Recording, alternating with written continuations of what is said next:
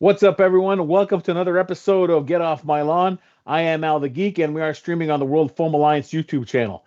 Once again, what this is a bi-weekly show where myself and one Captain Xavier talk about everything that's foam-flinging related. For those that don't know what that means, Nerf stuff. Even though we buy so many more other things than Nerf, they are the ones that first started and unfortunately coined the term, much like Kleenex and other companies. But foam-flinging, things like that, you know what it is. That's what we do. If you haven't already, be sure to register, log on, subscribe to the YouTube channel. Well, yeah, what are we going to log on to?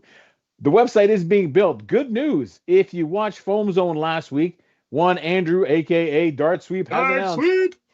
that we now have a full-time developer that is developing our website, which is fantastic. So yeah, progress.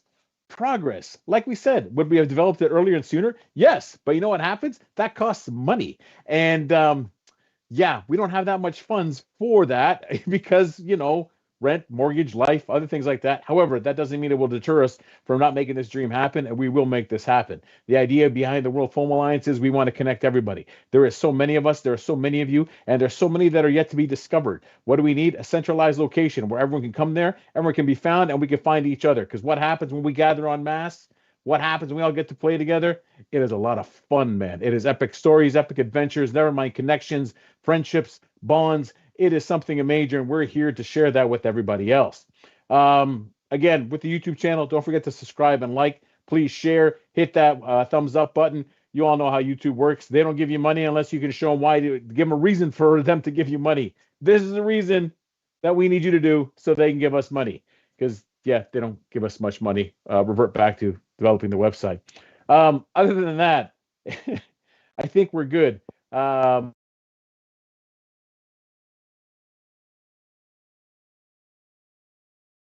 Al's brain has derailed. Al froze. So apparently I'm in charge now. Hopefully. I'm working with brass. I'm making a 10-round hammer shot cylinder. No, 8-round hammer shot cylinder, brass barrels, and I found the trick to being able to easily brass this. The cylinder is printed in TPU, which makes it flexible, which makes it easy to get the brass in there. The rotator is printed in PLA. I don't know if we're going to get Al back. Oh, it's gone. I've lost my rotator under my laser cutter. First world problems. Yeah, there he is. Put him back in charge. I'm working on brass.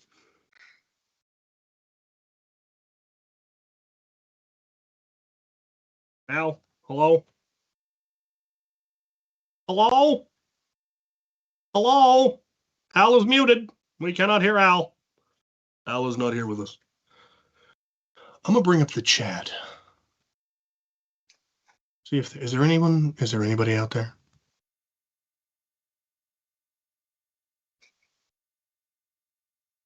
Al is still muted.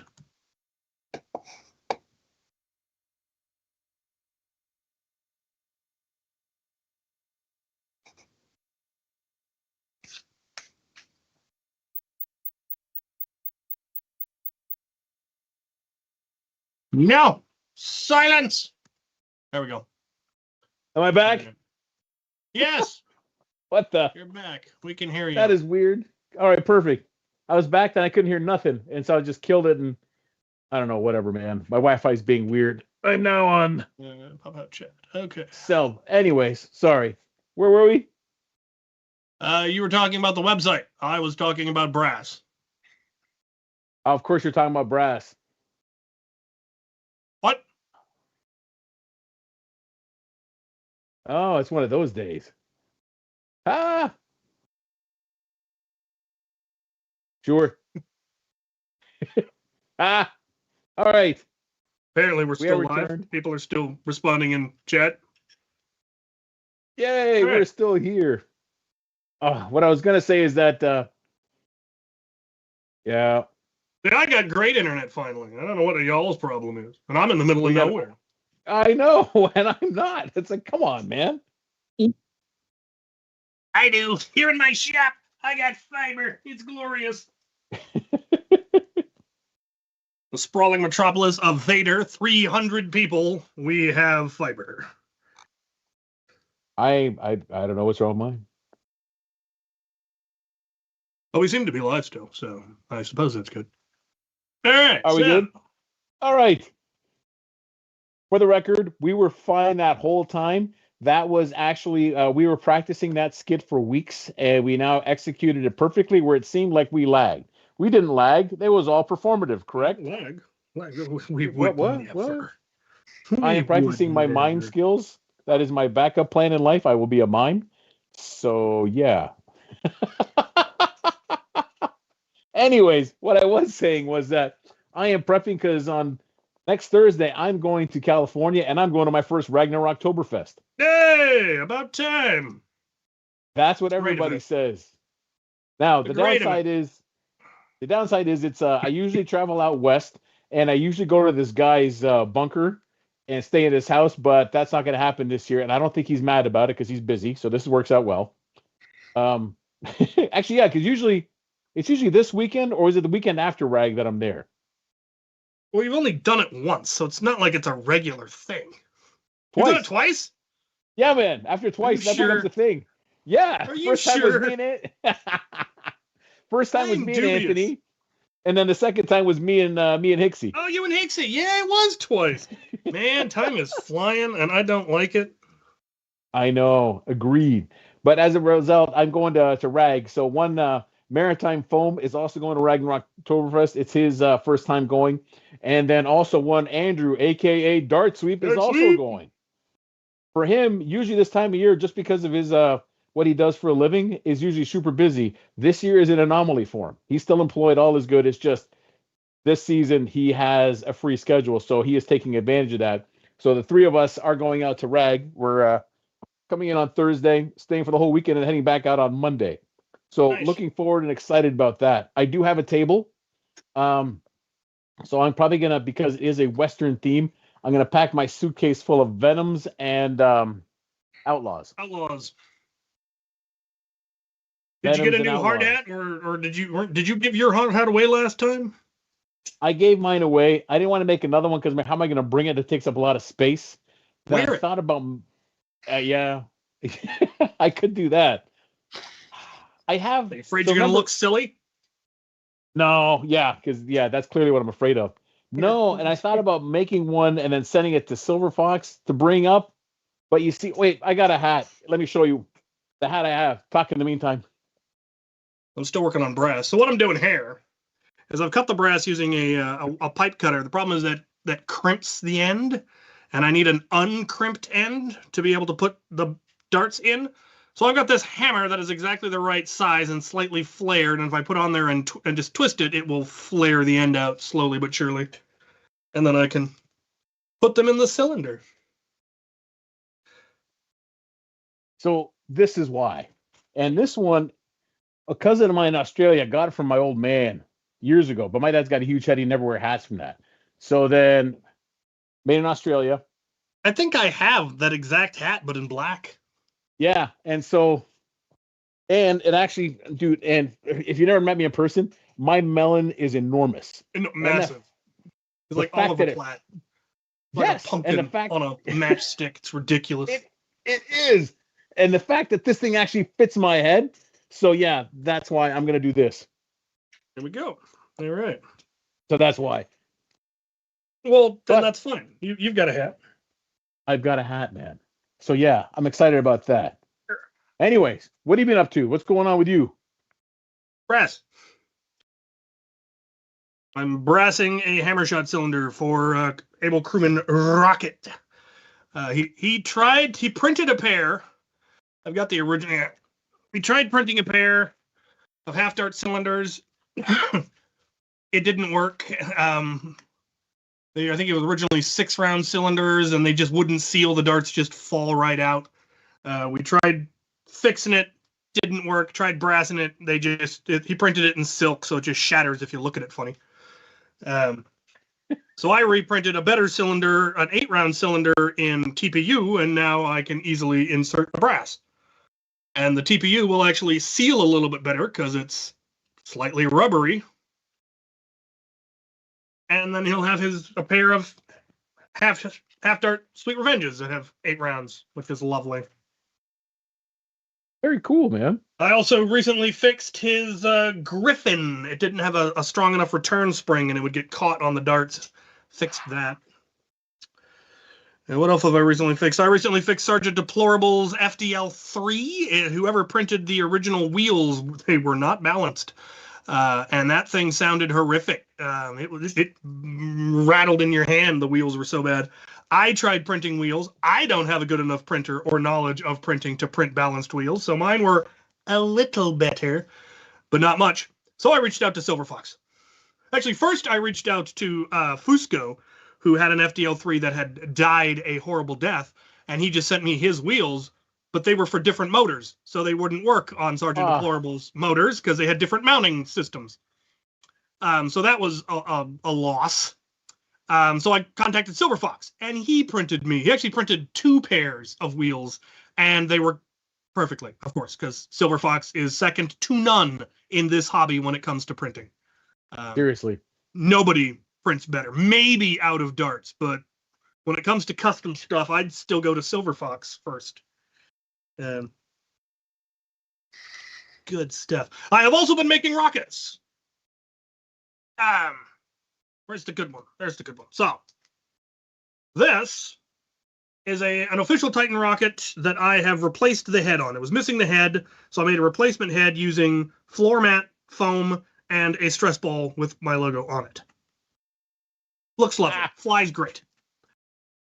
This is a Titan rocket I made from parts sourced on Amazon. This is completely made from scratch. So this is the foam I was waiting for to make more of. It uses a different foam ball. This one is Halloween themed, though the first batch will just be blank. Again, floor mat, discs cut, though instead of cutting them by hand like I used to, I now use a laser cutter. The fins also laser cut, which is just, it's so glorious being able to just cut a stack of them and have them all be flawless. But I have no foam. My foam has not arrived. It is supposedly somewhere in Seattle and has been there for 3 days. There's no excuse for it to not be here. But once it arrives and I am able to start mass producing these, I am hopefully going to be selling them through Out of Darts. And this is my way of making up for the fact that I am the reason Titan rockets are hard to find. So wait, let's rewind there one more time. You are making something and selling it Out of Darts? Come on now. I need the money. Yes. I'm a lousy capitalist, and I probably wouldn't have thought of that, except I think I showed off the Ultimator rockets that I made using a very similar process, slightly different. And somebody asked me to make them one. You're like, yeah, sure, why not? And then I made a Titan rocket as close as I could possibly make it, and I showed it to Dr. Flux, who now works for Out of Darts, and he's like, hey, you want to mass produce those so we can sell them? I'm like, I don't, but I will. Look at you. So yeah, that's the plan. The first wave will look like Titan rockets, so they will be this color scheme. But the cool thing is I can get the foam in any primary color, I can get the heads in any primary color, and I can get the fins in any primary color. So I will probably make a batch of red ones, a batch of blue ones. I could make you some yellow ones. Does this mean yellow and black Titan rockets? If you could get a stress ball with your logo put on it, I could even have your logo on the head. I am going to find that. We're going to make that happen. Because I'm just saying, now that you can produce the rockets, it then, especially if you make enough of them and it's popular enough, now based on like the Out of Darts, like rocket systems, the mighty, the Proud Papa and things like that, they could actually develop other attachments for more common things like a Titan rocket or something bigger. Because you now provided the ammo, which makes it viable for them to print something like that or to sell something like that. Yeah. And also will hopefully make Titan Ball take off more. Because the biggest hurdle with Titan Ball is nobody has any Titans. Now people play it with like Demolishers or whatnot, but it's just not the same as playing it with proper Titans. The one thing that you will have to do, and luckily this is easy with Titans, is the original Titan, the inside bore is 1.5 inches. The ones I'm making, the inside bore is 1 inch. It is smaller, and so you do have to rechamber your Titan. Luckily,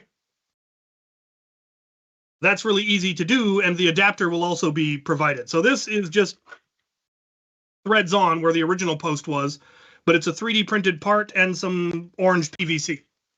It's 3/4 inch PVC. I don't know why it's called 3/4 inch PVC. The outer diameter is 1 inch. I assume the inside is 3/4 inch. Yes. But now it fits. So yeah, that will be available. You can also 3D print your own and buy your own PVC, but it won't look as nice as that fancy orange one. No. So that'll probably be, my plan was to sell it in a either individually or in a package deal. You get 2 rockets and the adapter, or you could just buy the rocket. I don't know. We'll see. Options are good. People like that, man. Oh, so someone in the comments has said they've heard of Titan Ball, but still have no idea what it is. So Titan Ball is a game that I came up with, and it's very similar to soccer, except instead of a ball, we use a bazooka and everybody's armed, which is a sport I would absolutely watch. So on the field, there will be a number of rockets and a number of launchers that are scattered throughout the field. The goal is to get a launcher, get a rocket, fire the rocket into the goal or hit the target, or however you want to set it up. There just needs to be a goal you're trying to land a rocket in, shoot a rocket through, hit with a rocket, however you want to set it up.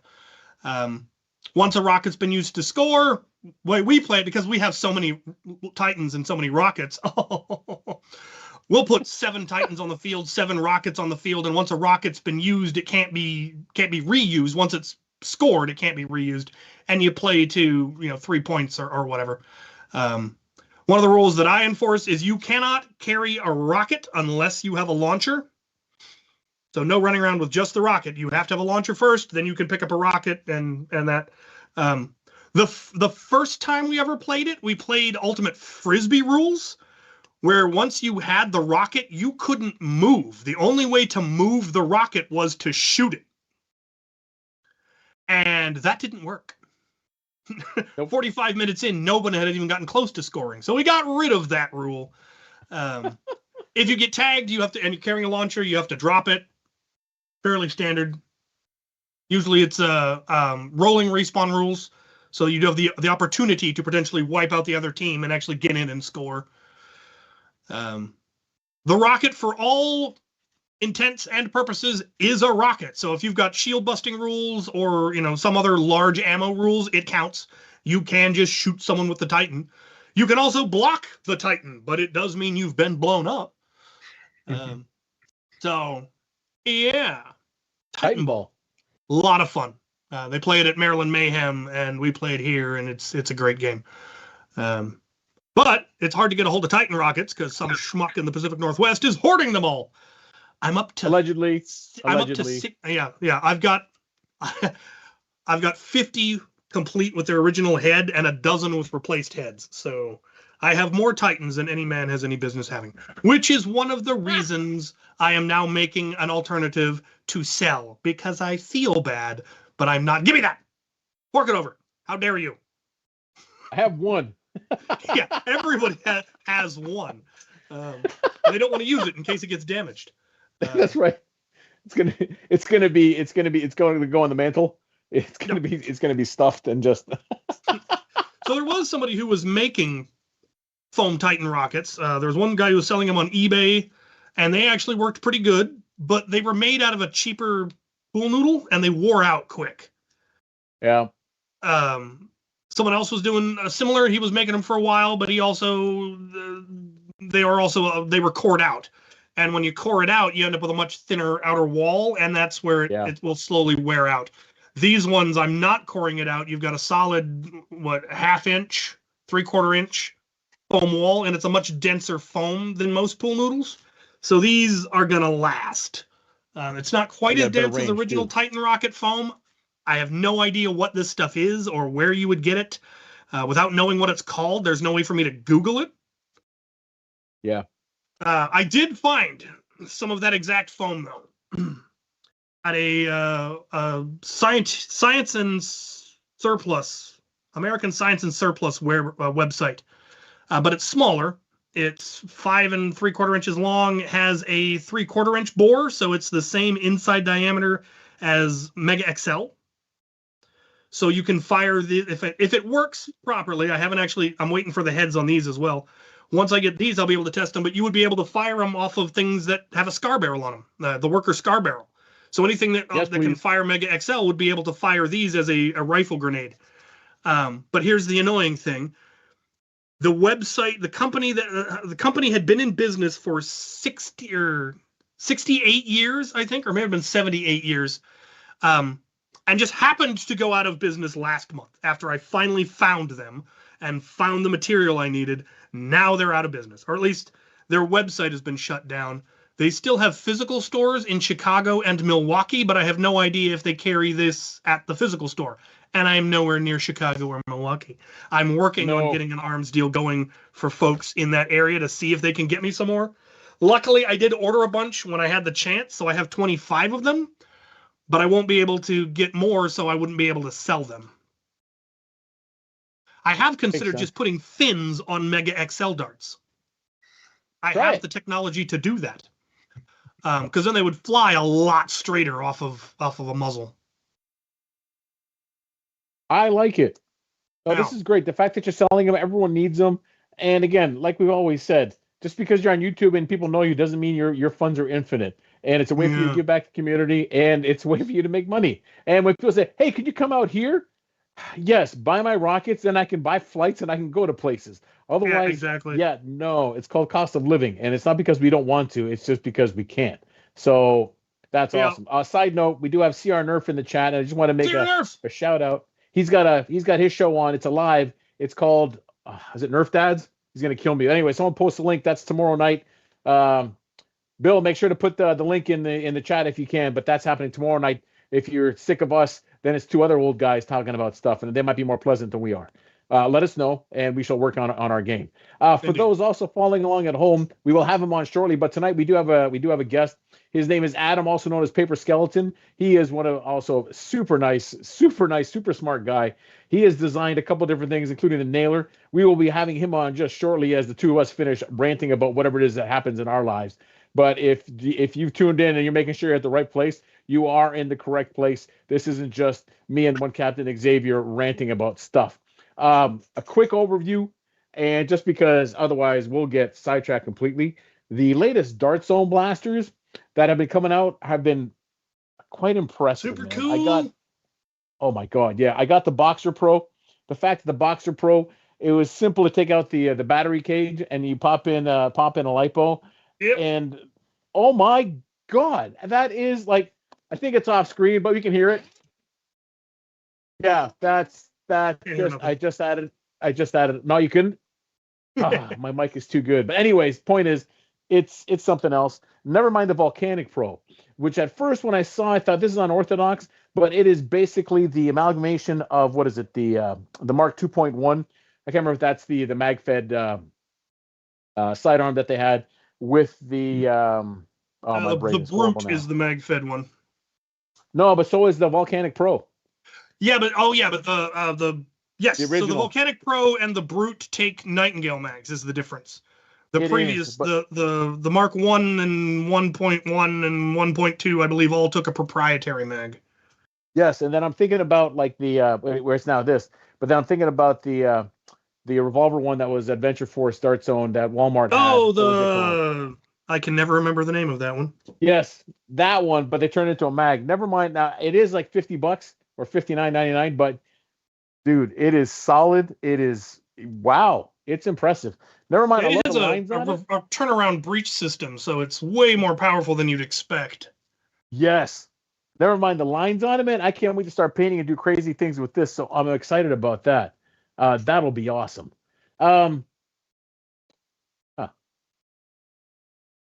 Anyways, also the two what are they called? The pirate pistols. The Deuce Pro is the one we're talking about. That's right. It was a Deuce Pro. The two pirate pistols they came out with. Those things are something else too, man.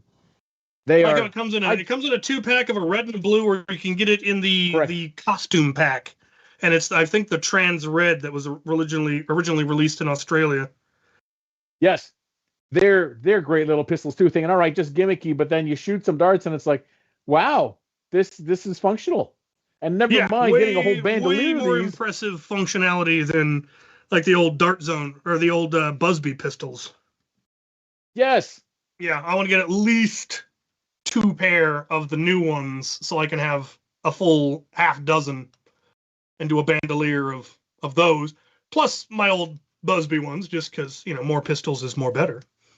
Yes, absolutely. It works very well. Yeah, I can't wait to figure out what I'm gonna do with these. But yeah, again, I knew they were gonna be good, but they're even better than I thought they would be, which is I'm very impressed with What's so far. nice is how solid they feel. Because like the Busby ones, you were always Yeah. afraid you were going to break the mechanism, whereas these ones are absolutely solid. And I love the sound of the mechanism. The click. Yes. So satisfying. I Yep. also like that they are Yes. easier to use left-handed than right-handed. Yes. Yes. Yes, as I use Which it. also does make sense if you're wielding it with like a sword in your primary hand and a pistol in your offhand. Most people are going to be right-handed, and that's going to work for them. So that it ain't a pirate sword, but yeah. it is if you're on a boat committing crime. That's how that works. Yeah, there you go. That'll work. Something like that. Yes, let's go with that. But yeah, so check out. Oh yeah, and never mind the other fact that with the Primus. Now the Primus is on 95 FPS, and it's the one that's got the mag fed on the top. And as discovered by, I know, as discovered by, oh my God, I can't remember his name. Anyways, Buff Daddy. Yeah, Buff discovered it. When you pop it open in the back of it, so right now the pusher is only long enough, for full darts. However, in the back, there's a random piece of plastic that is just screwed on the inside. Remove the screw, take that piece, and it actually slots right in on the pusher. So automatically, and just coincidentally, it now shoots short darts. Dart Zone. It's wild how much they pay attention to our hobby and actually get us. Just like that, man. Yep. And if you have like one of the old short dart adapters, they used to sell them individually, never mind off a Mark III or anything else, the pre ones, you drop that in and you're good. Yeah. So it is crazy. Great. It is. All right. Want the Primus? I haven't found it in any stores, and I was going to order it from Dart Zone, but their shipping was way more than I was willing to. I know. To go with. All right. I was Cap, surprised. give me 5 minutes. Ladies and gentlemen, I'll be right back. I just got to check on something, talk about something, and then we'll bring on Paper Skeleton when I come back. Yeah. I'm still doing brass. I only got 2 more to go. It's going beautifully. I will need to file down the heads probably, just so it looks nicer. Somebody in the comments asked, yes, so Titan rockets are 10 inches long. The rockets that I'm planning to go to 8 inches, just because that will allow me to make more of them with the material that I'll be getting, because it's a 48-inch foam noodle. So I can get 6 rockets out of each if I make them 8 inches. If I make them 10 inches, I can only get 4 rockets. And so it's much more economic for me to make shorter rockets. The post that I'm making is also 8 inches long, so they'll fit. There'll be less dead space. It might improve the performance, if anything. I will, of course, make one prototype and compare it to the 10-inch one. And if it's not at least as good, then I'll make 10-inch ones, because I'm not going to produce a poorer performance rocket. The goal is to make better ones. Brother, if I may intervene for a second, we're going to bring Paper Skeleton on next. I got to dip out for a second. There's just something I got to go take care of. You monster. I know. I got to make some phone calls. Anyways, I will hopefully be back soon. Adam and Cap. So again, we have Paper Skeleton, also known as Adam. He probably most famous for the nailer. Never mind all the other cool things. We're going to bring him on now. The two of you carry on. I shall return. I assure you, I am fine. It's just, responsibilities for a few things. And yeah, I gotta make some phone calls. All right, I'll be back. Have fun, guys.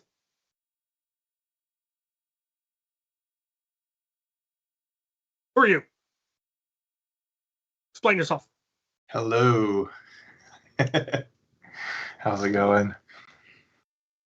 I don't have my noodles. That's how it's going. No noodles. How are you? What have you been up to? Explain yourself. Explain myself. Yeah, just been hanging out, designing lots of new things. I've been trying to keep up. Like you guys were just saying, there's just every week there's a new blaster coming out. Yeah, Something new and to try to with the hobby, design. between the hobby blasters and the big store blasters, there is no keeping up. Yes, almost every day something new is getting designed and shown on Reddit or any of the other Discords and stuff. It's really just, yeah. And I understand you are part of the problem. So again, I say, explain yourself. I am part of the problem. It's just so nice having all this CAD software now that everybody has access to, and these beautiful printers that print amazing things. What are you running back there? Just P1Ps. I got 3 of them. Got 3 P1Ps and 1 AMS just to handle it. Although I don't like printing multi-material parts, just too much waste. But I do like having that for multiple spools of the same filament, so I don't have to have any like runouts or anything. So yeah. Is it capable of just going, oh, this filament's empty, go to the next spool? Mm-hmm. Yeah. Ooh. Yeah. That will be very important on the next thing that I'm printing, because it's massive, and I would be very sad if it got partway through and failed. Yeah, exactly. Yeah, no, that's what's cool. I do like that, the feature of that and stuff. And so I've got those set up and just with all the CAD software and everything and just designing away. I do it for a living as well, so then it helps knowing that. So when I'm bored doing it at work, I'll have both open, both computers, work computer and personal, and I'll have Fusion in both of them, just be designing away and hop back and forth, as my ADHD allows. So mandates, yeah. But yeah, so I did have a lot of like just things that I have designed that were pretty cool that I wouldn't mind showing and stuff or talking about. Let's see it. Yeah. See if we can't get this stream shut down early. What was interesting is that you said you're printing with TPU on that, but then you're having an outer shell on there, so that holds the TPU all in place. No, this is pure TPU. But it's just it. That's the only thing. Yep. And then the brass makes it more rigid. I'm just intrigued that it's able to like cycle through and everything with the TPU. Well, the TPU, the TPU is just the where'd the other part go? There it is. The actual rotation mech. The rotation mech is PLA. Gotcha. Yeah. Yeah. That would not. Yeah, it's very cool using different polymers. I love trying to use different polymers for different things. So I'm trying to get more people like using TPU. So I'm glad that that's something that others are doing. It's great. Yeah, I've seen it on grips. I've seen it on the ends of buttstocks. I've seen it, lots of places. I've actually got something I started earlier today, and we'll see how they're coming along. Magazine bumpers that go on the bottom of your magazine. I'd say magazine the previous bumpers. ones I printed in PLA, but that doesn't make them any, bouncier. Oh. I tried printing it in TPU, but it wasn't strong enough to hold onto the bottom of the mag because it's too flexible. So what I've done is printed it in 2 pieces, the lower part in PLA, the upper part in TPU, and then I'm just trying to glue it together. Yeah. I mean, you could get super and have it to where you print PLA first, pause, switch to TPU, and then continue printing. And I have never tried that, and I have no idea how well PLA will adhere to TPU when printed like that. Have you ever tried it?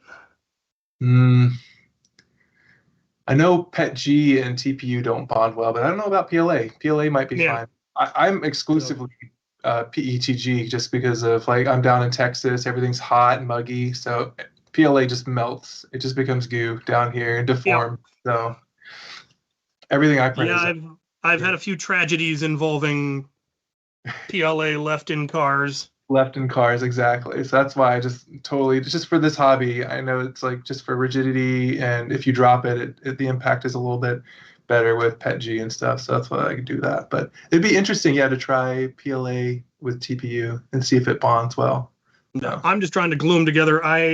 During the rocket project, I went through about 8 different adhesives trying to find something that would actually hold the fins to the noodle. Ended up back at the same glue I started with, just a different color. But I ended up with a lot of other adhesives. And so I'm seeing which one of them will hold this together. So far, the first 2 aren't doing so well. But they're ones that take time to set. I'm not using an instant set super glue. Yeah. Which I might just go back to, but... Right, that's what I'm thinking.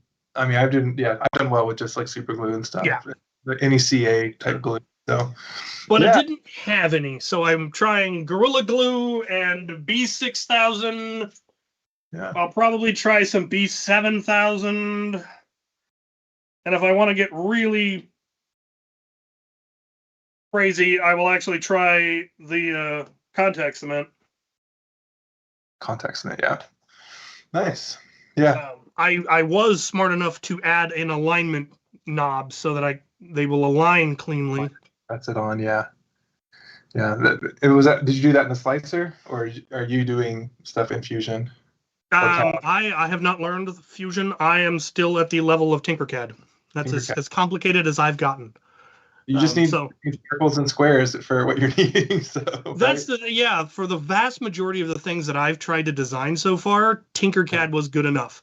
I've seen some. I know if I were to try to design something as complex as an actual blaster, it wouldn't be good enough. Yeah.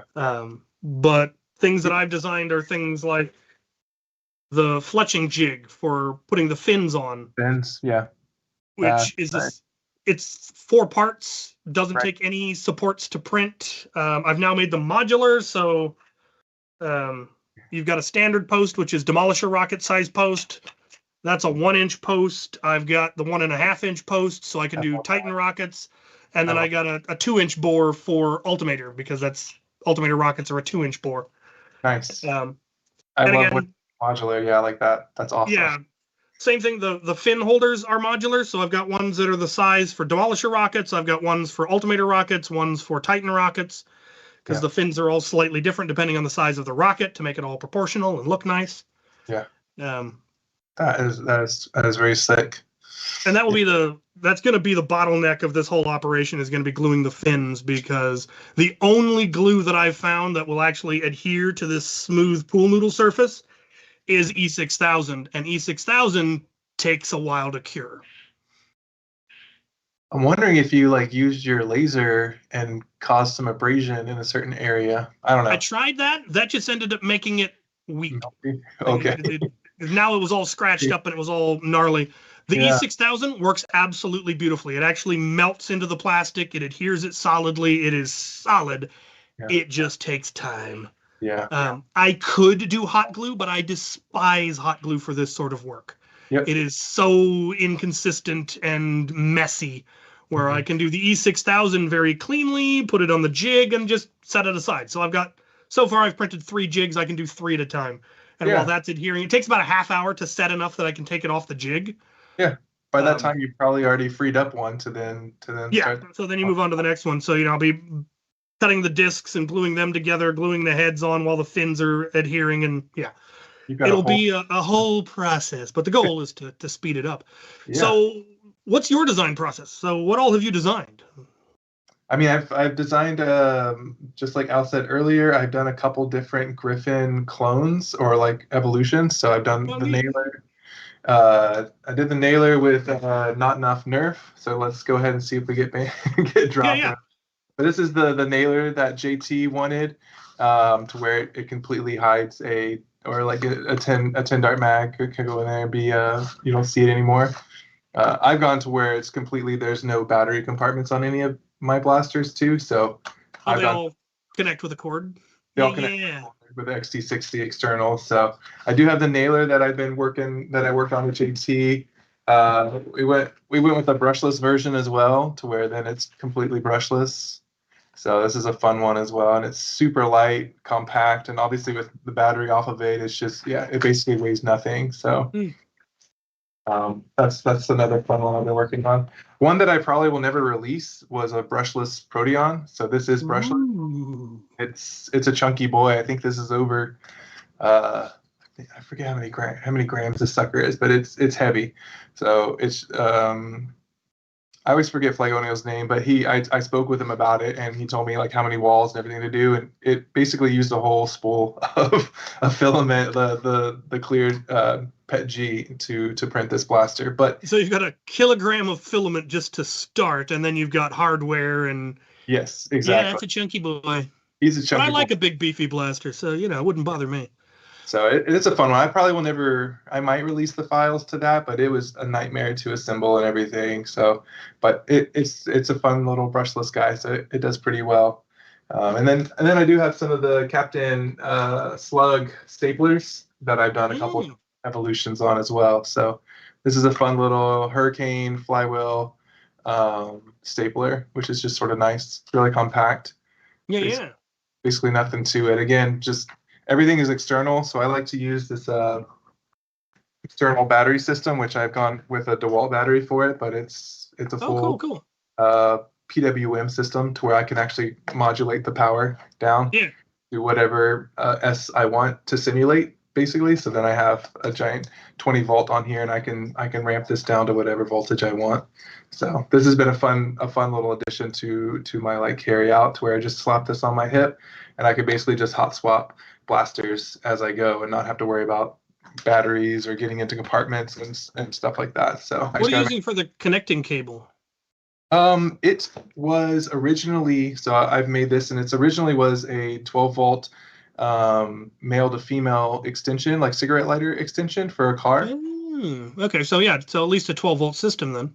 Yes, exactly. And it's expandable and stuff. And so then I just switched out the connectors on each end to XT60 and added my own like just connector piece. So I'm able to swap it all out. Nice. Yeah. So this has been a fun extension, and I all of my files, anything that I've got is out there on printables. So if anybody ever wants to like download anything and print it, I've got it all out there for free. So I just like giving back to the community with this stuff. It's sort of fun just to design and then spread it out. So I'm hoping that I would see more of this kind of an ecosystem, to where it's like most of my blasters now are batteryless. Like they don't have the ability to have a battery internal. So, but they're for me. They're only for me. So so I make them a lot for myself. So that's a lot of the stuff I've been working on. I do have some just like older stuff that I was like going to show, just to like just talk about like the history of like how I got into the hobby. So I mean, I was a designer before all of this, and my nephews got a Nerf blaster.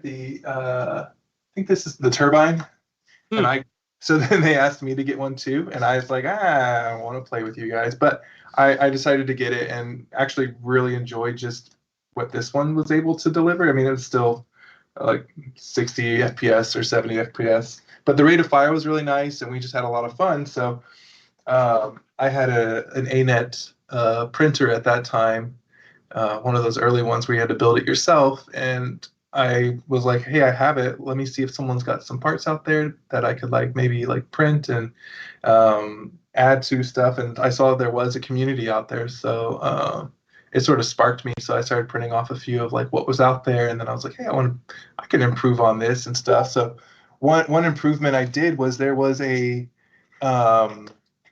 3 rival dart hopper that was out there on Thingiverse. I can't remember the person's name who designed it, but it was a nice little novel thing. And Anthony Maritime Foam had he really loved it, and he showed like a little reel to it. And so I saw his reel and was like, there needs to be more storage on there, more capacity, I guess. So then I designed the Demigod hopper. Oh, nice. Which is like a little nod to which you have in the 3D printed solids, the God Hopper, yeah. Yeah, the God Hopper, exactly. So this was just a nice little manual hopper extension for the knockout. So which it worked just flawlessly, just with this like the mechanism of like priming it was your agitator. So then a rival round was always available and stuff. So this was a nice little hit. And I even tried to do some like crazy stuff with it by making like super huge like huge to where it was a PVC pipe, and then you could just make it however long you wanted to add whatever capacity. So then you could have it, and then it was like a little buttstock kind of a thing. So I had fun with it and just designed a bunch of silly extensions to it. There's even a magazine version now out there where it'll take a rival magazine. So yeah, that is fantastic. It's a lot for a blaster that they don't sell anymore. Yeah, that is the downside of designing stuff to go on blasters. Yes. Is once they discontinue it, what do you do?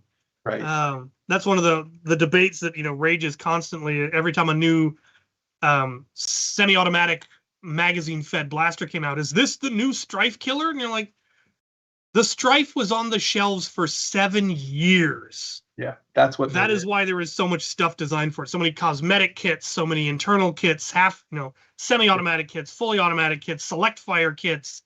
Any real steel blast or weapon you can imagine, there's a cosmetic kit for a Strife out there. Yes, exactly. Whereas, like the blasters that have come out that are Strife killers are on the shelf for 9 months, maybe a year, and then they come out with a new model the next year, and all of the development we did is out the window. Correct, exactly. Yeah, even like the Spectrum. When the Spectrum came out, I was like, okay, that's the Strife. And it's better than the Strife out of the box, but there's no kits for it. There's nothing for it. There wasn't time, and there was no point. Yes, exactly. Now Dart Zone is just releasing stuff that is so good you don't need to bother, or they've made them take Strife internals. So you can use all of those old Strife kits in your, what is that one? The Maxim. Take Strife cages, take Strife select fire kits, takes, that's the way to go. Yes. Which is why, people like you design the blaster from the ground up, just to fully 3D print it. So you're not stuck with the ecosystem. A worker ran into that. Originally they made things like the Swordfish and the Doominator and the Terminator. That were, first they made parts for Nerf blasters, and then those blasters got discontinued. So they made their own shells to take the kits they made for the old blasters, and then they eventually realized, this is silly, let's just make blasters. Their own blasters, exactly, which, they've done really well. You grabbed something. What was it? Oh, yeah. Talk about just like designing your own blasters. Like this is a toy rival blaster. So I'm still working on this. The feeding, I'm still having some feeding things with it, but it's really cool too, to where it's almost like the demigod hopper for the knockout, to where you load rounds in here. It's fully enclosed. Yeah. Just a little. Very spacey looking. I like it. That's what I was talking with Anthony. This is sort of a collab with him.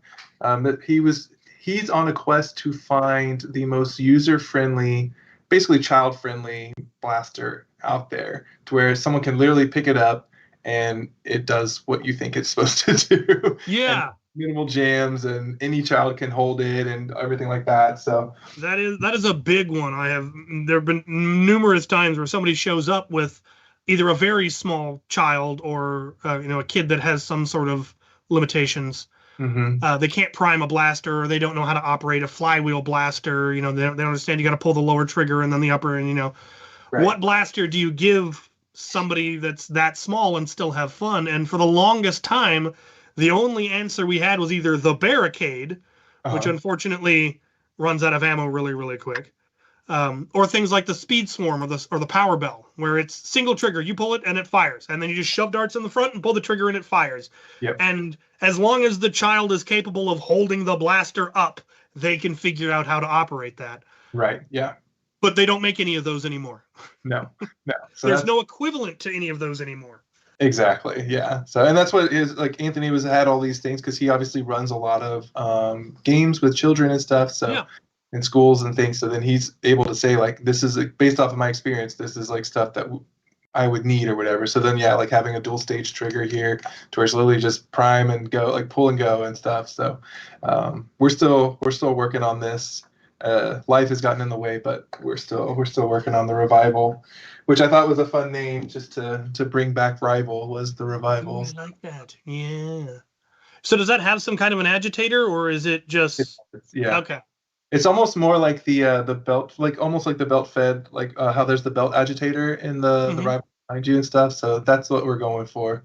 So it's just I've got a TPU belt right here, so I'm just trying to refine the belt that goes in there for the agitation. So it's agitating and trying to feed. That is the next step, is just making it to where it just does it every single time. So yeah, and that's always the trick with Rival. It's nice that it's round, but once the two balls do get jammed in there somehow, what are you gonna do?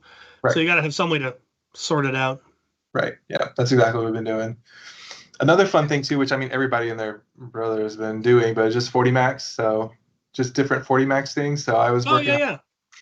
this was something to where it's almost like it's similar to. There's a lot of like where it's a twist lock, but having it to where like the 40 Max itself also has a twist lock to where you could just then be able to have a couple of these on you, twist it back in, and then keep going, and always be able just to reload that. So you could have a couple of these like or something, and then be able just to twist it off, have it mounted on a blaster, and that was so this is something I'm working on as well, to where it works really nicely, and the twist locks on here are pretty printer friendly with like the orientation that I like recommend out there, and then so they print really nicely and stuff. So I have a couple different like for like the XL, 4-shot, Mega. I got a couple different Megas. I even tried a Scar like rifled Elite type one, just to see. And then like Ultra as well, even though I know it's not the preferred ammo type. Hey, you might as well. Yes, yeah. So, and then I mean I've had some issues with this one, which is fun to solve. But I was blowing Mega darts apart because of just the 40 Max pressure. So I was literally shearing, like ripping Megas apart. So I've added some like actual like blowouts basically on this barrel specifically. And at least if there is too much overpressure, they then go that way and stuff. So it's been fun just designing these little things. So the little stuff like that you have to worry about. How do I run into that with some of the smaller rockets that I made. This was my first take on a full custom-made demolisher rocket. It'll work on some stuff, but higher powered stuff, this foam wasn't strong enough and it would blow it out. And so I was trying to find something that a sleeve that I could put in there that would protect it, but I haven't been able to find a material that's the right size. But then I got this one, which is a much, much, much stronger foam. Right. It's a much larger rocket, but if I'm firing it off of something powerful enough to blow the sides out of that smaller one, I'm not worried about it being too big. Right. Yep. Because So, what PSI do those, like the Titan rockets, like how, like what is it normally a pretty high PSI or? No, honestly, they just have a fair amount of volume that all gets released at once. Okay. So like the original Titans, I think usually only go to like 60 PSI. Okay. Yeah. I think the Alta or the XBZ is lower, but they're also lower volume. So doesn't matter how high you try to pump an XBZ, it can't fire a Titan rocket. It just doesn't have the air volume. Yeah. And a lot of that is because you've got a full 2 inches usually of complete dead space. Plus the entirety of the barrel, which is why the 1-inch ones that I'm making seem to have better performance because they've got a lot less dead space. Right. Because it's a 1-inch bore instead of a 1.5-inch bore. And it's full length as well, right? You have going the full length of when I go to the 8-inch rocket, it'll be the full length of the barrel. So this still has the 2 inches of dead space. But this will fire 80 feet. Wow. This big monstrosity off of a stock Titan. So and that's, with the overpressure valve on the Titan, if you had good Lord, it is pouring rain here. If you had something that had more power, like Ire, which has the OPV removed, or a drain blaster, for instance, or blaster here. This is the toilet drain blaster. Yeah, I've got one of those. I'm still waiting on my Jericho. One of the first things I plan to design is a shell that can take a Titan rocket post. So just have a shell that just has that 1-inch post on the end of it. Yeah. So that I can fire Titan rockets off my Jericho. That's pretty cool. I definitely want to be able to fire, these, maybe even 2 of these off of the Jericho. I didn't even think about doing a Titan with the drain cleaners, so I might look into that myself too. I'm imagining you probably don't have a Titan rocket, do you? Because some schmuck in the Pacific Northwest is hoarding them all. I do not. But now you'll be able to buy one or make your own, because I plan to make my jigs available for anyone to print. That's nice. I was going to ask if you had that adapter. That adapter's out there, I'm assuming. The adapter's on Thingiverse already, but it's non-commercial, so I can't sell it yet. Out of Darts will probably just design their own in-house when they go to sell them. Yep. Yeah, sadly, that's what I have to do as well. That's one thing that's like, I mean, just to not like go on that like a tangent, but that's why I try as much as possible to make everything out there free and like as commercially free as possible as well. It's like if someone to print something and technically get a profit, I'm fine with that. And I feel like a lot of people should be, but hey, if it's their design, it's their design. They can do whatever they want with. That's how it works. But then I just go and design my own thing, and and like, how much do you have to change before it no longer qualifies as their design? And the annoying thing is the Creative Commons license isn't enforceable legally anyway. Oh, yeah. And people have tried; it's always failed. It mostly just comes down to the website. Like Etsy won't let you sell something if somebody claims they've got the Creative Commons, and Thingiverse will prevent it and stuff like that. But it's not actually backed by the U.S. government as a patent. No one in our hobby has patents on anything or copyrights on anything. Which is the downside, because every once in a while, someone's stuff does get stolen and mass produced in China, and they're like, I really want an injection molded version of that. It's way better than the 3D printed, but it was stolen, and I don't support that. I don't want to support that, but I also would love to have it. Yes, that's you're like, because the downside to 3D printing is it was never meant for end product. It's meant for rapid prototyping. It's supposed to let you figure out, is this the right shape? Will it work? Yes. And then you have it made properly. You have it CNC'd, or you have it, injection molded. Yes. Luckily, our hobby is so small and the turnaround is so fast on stuff, we can get away with it. But it does run into the problem of occasionally the 3D prints break, or they melt in the sun, or things just never work as well as they should because you can't get it precise enough with a 3D printer to, it looks great in the design, but then it doesn't actually work when I print it because of the little ridges or whatever. Exactly. You have to almost compensate for 3D printing, but you're totally right. It was designed for rapid prototyping, and and that's what it should be used for. But you can't do that in this. But we don't have the capital to get something injection molded, because you need 10,000 units made to get something manufactured like that, and there is nowhere in the US you can get it manufactured, so you have to go overseas anyway. And even out of darts at the height of selling Jupiters, left and right and center, couldn't justify getting them injection molded. They looked into it, it just wasn't worth it. Really? Okay, I was wondering. Because they had the whole print farm, but it was the thing is that they knew that it would be better if it was injection molded. It just would be. But like, we have to get 10,000 units, and we'd have to sell them all, and it would increase the price. They went through it all and just like, no, we don't have the capital, we don't have the market. No, I might look into a Titan rocket adapter, and then maybe procure by all means. Reach out to me. I'll make you a rocket. Yeah, that sounds awesome. Alternatively, if you design something that needs a particular weird ammo, reach out to me and I might design it. That would be fun. Moose was like, I want rocket grenades. And I'm like, all right, well, send me specs and I'll see what I can make. Or, we can work back and forth going, no, like, I can't get 5 3/4 inch inside diameter pool noodle. That's just not a thing. You're gonna need to go with a different dimension. You still have to. If you can get it to 2 inches, I can work with that. Yeah, exactly. Something like that. Here's the specs that you can work with. Yeah, like, you're limited by the materials that exist. Yes, unless we find a way to make this foam ourselves. But and that's the noodle that I'm working. It's still not as dense as I would like, but this is way better than your dollar store pool noodle.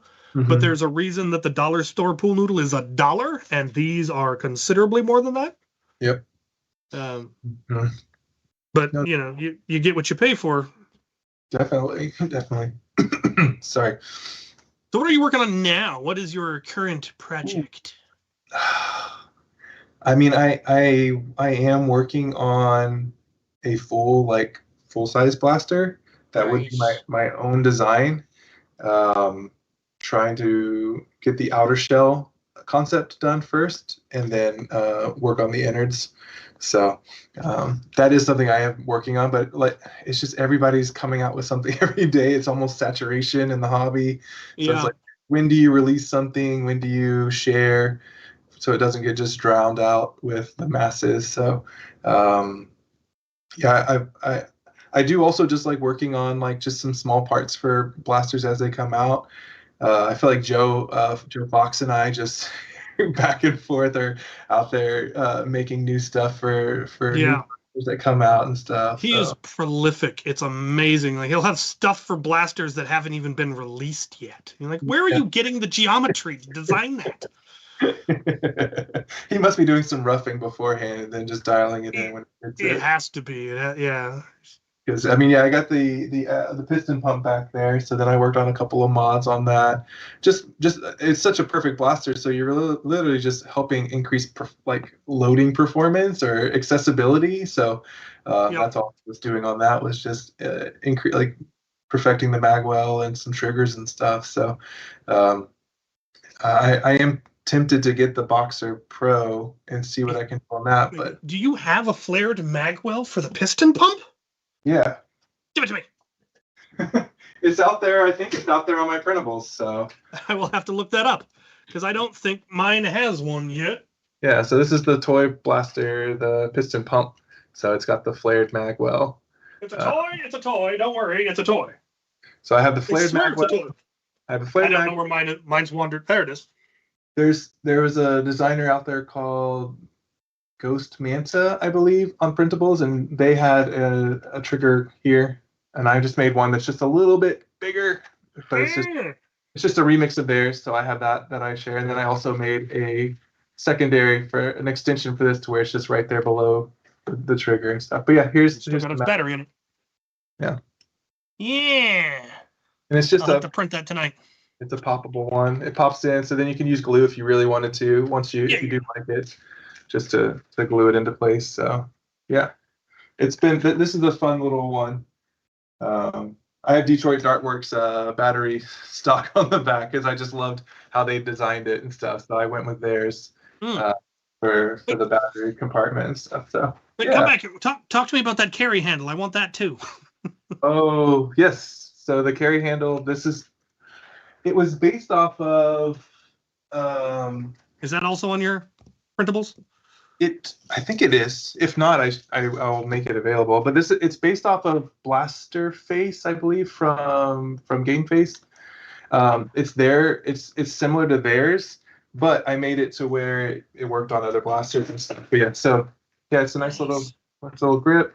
It's got sights in there that would be a different color, and it's just the same diameter as a filament. So if you wanted to slide a piece of clear filament in there, you could, just to make it nice. I have like attachment points for charms if you wanted that, just a little bit. So not interesting. But I have been looking for that exact carry handle to put on mine. So yeah, awesome. It's nice. It's pretty rigid. It only requires 4 M3 nuts or screws just to hold it all together, and it's perfect. Really nice. I've got a bin full of those somewhere. Yes. Yeah. So it's been a nice one. This has been a popular part that I've been selling on my Etsy. A lot of people. It works for I'll just do with that. I don't want to print it. I'll buy one from you. Okay. Go to my my Etsy shop. Paper Skeletons at 3D. Paper Skeletons. Awesome. Yeah, Paper Skeletons 3D. Expect an order by the end of the day. Oh, there we. When Al comes back, I might order it while we're chatting. Yeah, so I have tons of filament, and it comes out pretty quickly. So, because I just finished one for a customer, and they actually got the piston pump magwell kit and the top. So it's pretty much everything that you were talking about is what I just printed off today for somebody. So I have all the parts and shipping them out for them probably tomorrow. Excellent. In addition to not wanting to have to print it myself, I also like to support other people. So if someone else is going to make it, I'll just do that. Right. And it's something that I designed, so I know all the ins and outs of it and stuff. So it just comes off really. I doubt my standard printers have a big enough print bed to print that carry handle anyway. Any 250, like any P1. They're smaller than that. I've got my original ones are old Flash Forges that I got from Out of Darts. like 8 years ago when he upgraded to better printers. I got his old printers, and I haven't learned anything more about 3D printing since then.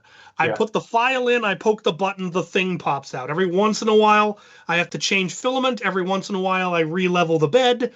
But that's all I've had to do for 8 years. And now I have to figure out how to operate a Bamboo H2S. Ooh. You've leaped. You've leaped quite a bit. It's a huge. I skipped all of the intermediate steps. Went from printer for monkeys to ogre, dear God. Luckily, Out of Darts and Dr. Flux are 45 minutes south of me. So and there's if I get lost, I will just drag one of them up here and go, how do I make it do? Oh, I bet you'll have it out of the box and operational. Oh, I already have it set up. I'm just at this point I'm waiting on filament because they told me they were sending me the printer. The series of events was absolutely baffling. So the designer of the Moab reached out to me and said, hey, you want a kit? You have to print it yourself. And I'm like, I don't have a printer that can print the Moab. I wouldn't want to print a Moab. I don't even think it could print a Moab. They're like, all right, I will finally buy a Bamboo. And I was looking at the cheapest Bamboos available, the PS, those ones. And then when he finally reached out and said, okay, I need your address so I can ship the kit. Later that day, Bamboo reached out to me and said, hey, you want a free H2S? Like, yes. Yes, I do. Yes, I do. And so I was figuring it'll be here in a month or something. And they're like, okay, yeah, we'll get it sent out to you. Here is a gift card to buy some filament. I'm like, sure. Okay. I've got plenty of time. That was on the Friday before I left for Detroit. The printer was on my porch the Tuesday I got back, and it looked like a mini fridge. Yes. It's freaking huge. Yes. And I hadn't ordered the filament. So I ordered the filament last night, and now I'm sitting here waiting for filament like a mook. The Pet G arrived today, but it doesn't have the spool, so I can't do anything with it. Yes. So this one's got, is it the dual nozzle, but is it also the laser as well, or is this not that one? No, that's the H2D. The D has the laser cutter. I didn't get the laser cutter because I already have a laser cutter. Gotcha. So they sent me the one that's, I think it's only one nozzle, but it's got the full 4 AMS. So okay, bigger build volume. Yeah, it's got, I think I worked out it's like 8 times the volume of my current printer. Roughly. It's like, Lord. There are so many things I've wanted to print in the past and couldn't because I didn't have a big enough printer, and now I can. Plus, now I can print in multiple colors. Technically, my Flash Forges can, but I never got around to setting it up because Luke didn't have it set up and I didn't learn how to do it. So they've got 2 nozzles. I just only ever used the right one. Oh, the Ultimaker is what you're saying, right? Yeah, Flash Forge Creator Pro is what I had. Creator Pro, okay. Yeah, so they're technically capable of dual extrusion. I just never did it. Yeah. But what's nice about them being absolute workhorses is I don't have to change any settings to print PLA. Yeah. You won't have to do TPU. I mean TPU. I can just put the TPU in and it prints perfectly. Nice. Yeah, you'll have to change a few things on the Bamboo, but it'll handle it just fine as well. Yeah, supposedly they have. I ordered the AMS compatible TPU, which I assume means you tell it this is TPU and it changes its own settings. Yeah. Because I'd like to be able to print patches, multicolor patches. Ooh, yes. In TPU, and then put them on Velcro and make patches the easy way. I also want to be able to put my logo on stuff that I print. Yes. And I know that if you do multicolor printing in some ways, it can be incredibly wasteful. Yes. But I plan to do it so that it's up to here is one color and then it switches colors rather than switch color. I saw somebody print something like, yes, I printed this in multicolor. The waste was more than the filament used. And you're like, that's not a viable system. No. Yeah, that's why they're coming out with like the multi-head. Yeah, I've seen one that had 4 different heads and it just switches heads. Yeah, that's a better way to do it. Yes, definitely. But I don't have that one, so I'm just gonna not print the wasteful way. That's what I do too. Yeah, I'm more on the sustainable side. So like even a silly thing like this charm, which is just like a happy little target. I just printed each of those parts separately and then just glued it all together to alleviate then dealing with all the different color changes and stuff. So I mean, I'm still on the sustainable side of it all. I don't want to create that much waste. So Yeah. it eats into profits too. So yeah. Yeah. I'm about ready to pull the trigger on the gizmo that lets you merge filaments, so that last half a meter on each one. And I'm like, I don't know if it's worth it. It's not. If you were to add up how much money it was for that last little bit of filament versus the how many times you'd have to do that to justify the expense of that. The gizmo, that's kind of what I figured. Yes. Yeah. We tried to do Plus- that work, and it was like, guys, you're gonna waste too much time. Time and money, yeah. What I usually end up doing with that last thing is print like mag releases or really a whole bunch of really small things until one of them finally runs out of filament. Exactly. I also just print shells, like different shells and stuff, and Yeah. so then you just keep running your. Yeah, once I have a Moab, that'll be something I'll probably just do with any latent filament, make me more shells. Yes, exactly. Yep, that's exactly what I've been doing. So I just print any. I like printing the pilot shells, so I just print a bunch of those. Those are fun just to have a bunch of. Welcome back, Al. Al, you're back! Hooray! I am back. Talk to him while I order some stuff in his Etsy store. Well, you told me though you're about to have the most amazing printer, so just print it tomorrow. No, I don't have any filament. Plus, I want to throw money at you. You're awesome. Come to grips with this. Yes, you are. Plus, I've got a Moab to print. I don't have time to be printing flared magwells. How long is that Moab going to take? 30 days, supposedly. So he had a smaller print bed, so I have no idea. Yeah, and maybe the print speed as well. So maybe you can.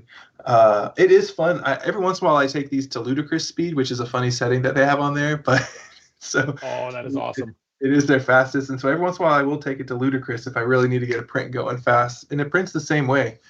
I think it might hurt it a little bit. So, but 30 days.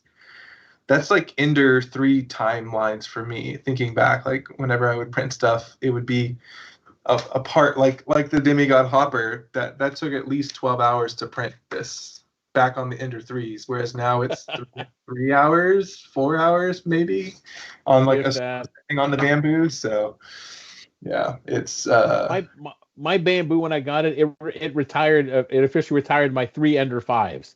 2 are gone. 1 is still a paperweight on the shelf over there. You had Ender 5s and 3. Yeah. One of those. One Bamboo.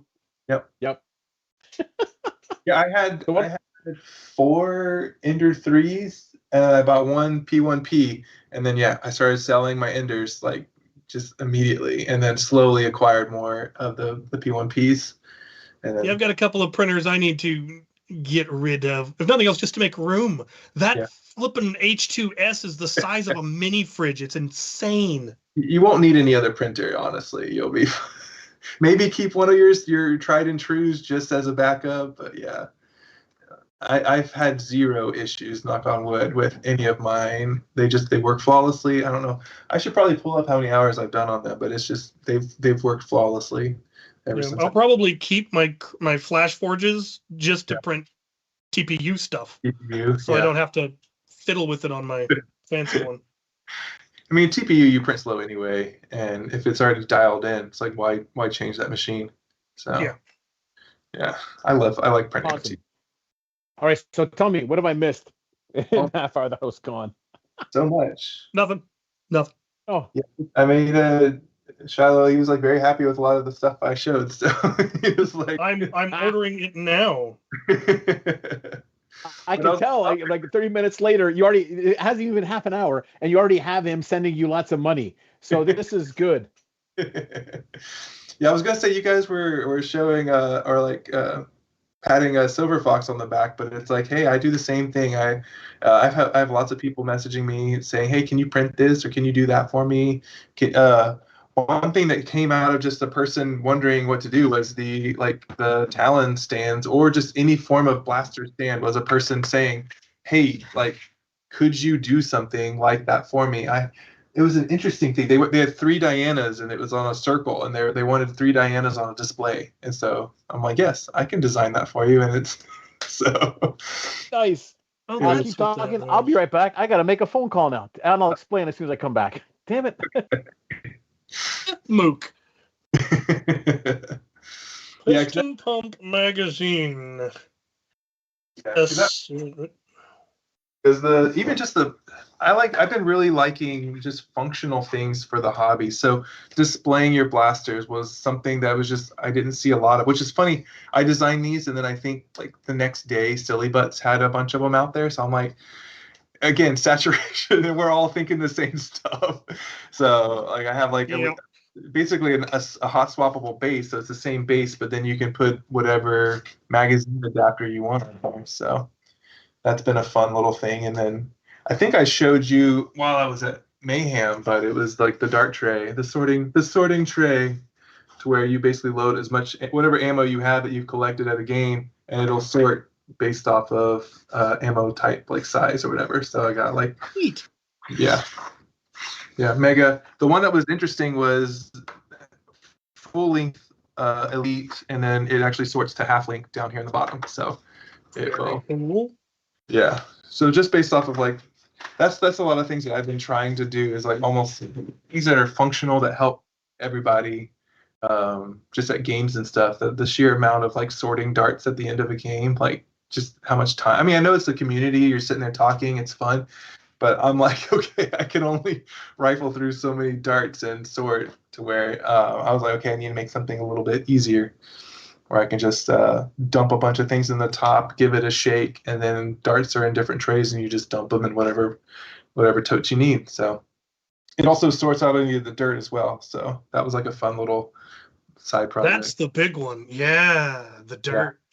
Yeah, the dirt and leaves and detritus. That is. I've been led astray. There was no carry handle upon this Etsy store. I'm taking my business elsewhere. Do so.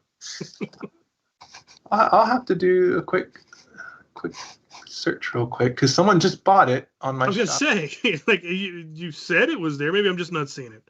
Yeah, it's called Carry Handle with Sight for Picatinny Rail Toy Blaster, big capital letters toy. It might be towards the top. Might not at the right. I swear I'm at your shop. Paper Skeletons 3D. So Show all. Miscellaneous? Nope. maybe, but yeah, It's gotta be here somewhere. it's on there. If not, I'll just send you a link to it later. Where is it? All items. Is there another page that I haven't scrolled to? No. I even view my page. Are you out of stock? What's going on? I could be out of stock. That would be a fun, nice treat. Like, I don't have that high of volume. No, I've made it to where there's 10 in stock. It should be the first listing on my page, because someone just bought it, which is sort of a fun thing. It's like, yeah, if someone buys something, it goes to the top, and then more people buy it. So, Paper Skeletons 3D. The skull with the picture. yeah, yep. In Houston, Texas. Here, I'll send you a link in the chat. So the first thing I see is Adventure Force Ranger adapter. Oh, maybe it's different for everybody. So, yeah, let me go to my page. I think I can actually go. So there we go. Wait, hold on. They've put some kind of a filter. Show everything.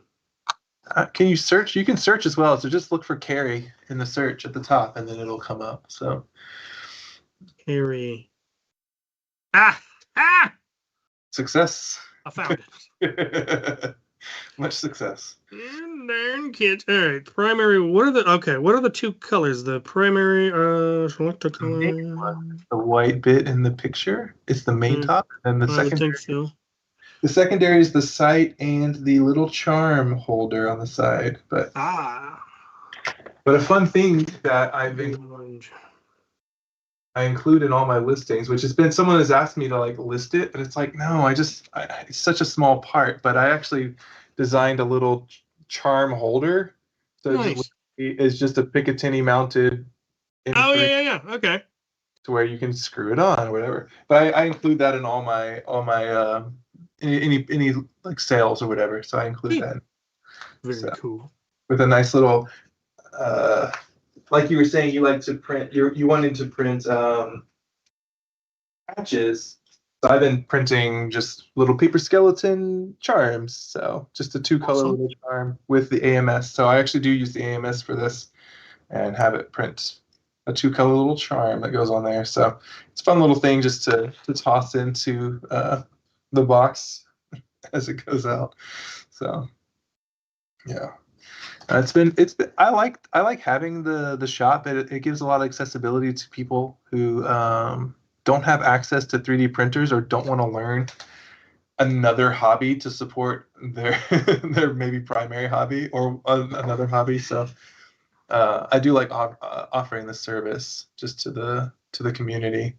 So I try to not make my prices too high to where it's just enough. Prices are very reasonable. Yeah, it's just to cover filament and wear and tear on the instruments and stuff. Really, like all it is I keep a little extra just so that every once in a while I can buy another printer. So it's been real nice. Hey, order! I just got an order. Fancy that! Look at that be. Who could that be? So I messed anything up. My colors are orange and black. If you hadn't noticed. Cool. So you're down in Texas. Do you get to many events? What's unfortunate in Houston is everything is an hour away. So the nearest community is up. It's about an hour's north from me. So I have been out there once. I do want to go more. They do games every month, like the first week of every month. So it is something. I do have little ones at home, so it is hard to leave them on the weekends to then justify basically going golfing with the bros. A bunch of nerds.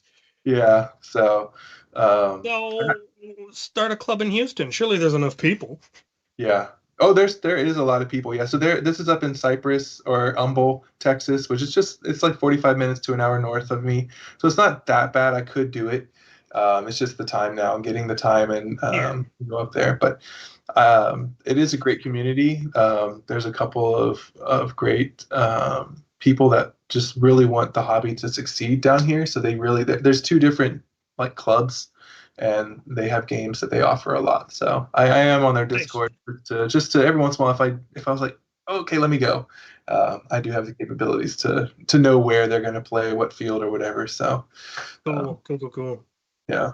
I joke about like, oh, it's an hour to travel there, but then I have been to Mayhem twice. So it's like I've been to Mayhem more than I have my local clubs. So I really do need to make the effort and get up there and support the local teams and stuff. So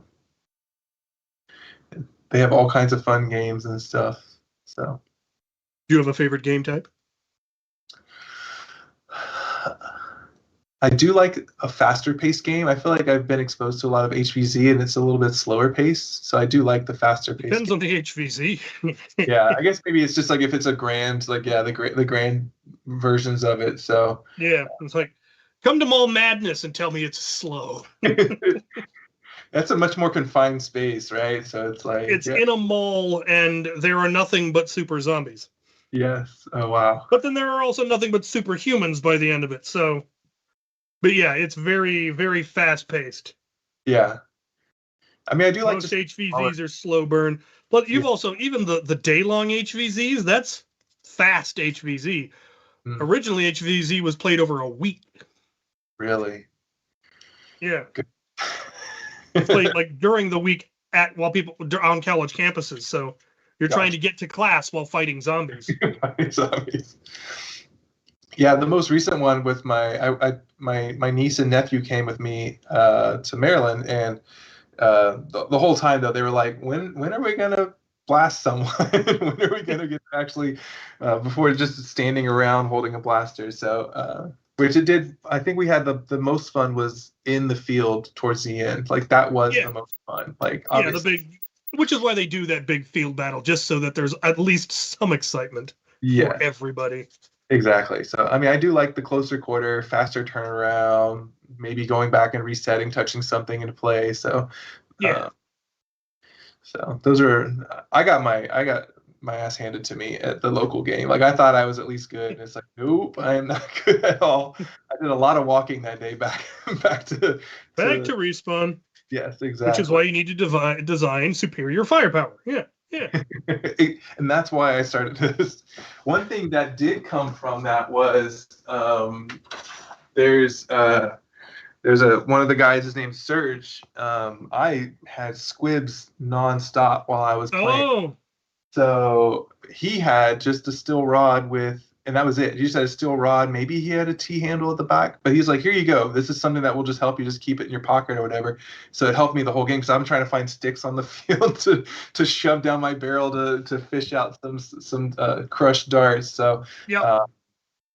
I keep a fiberglass fence rod. Yeah, exactly. So like Same almost thing. collapsible to where then you could. There are some people that make collapsible versions of that.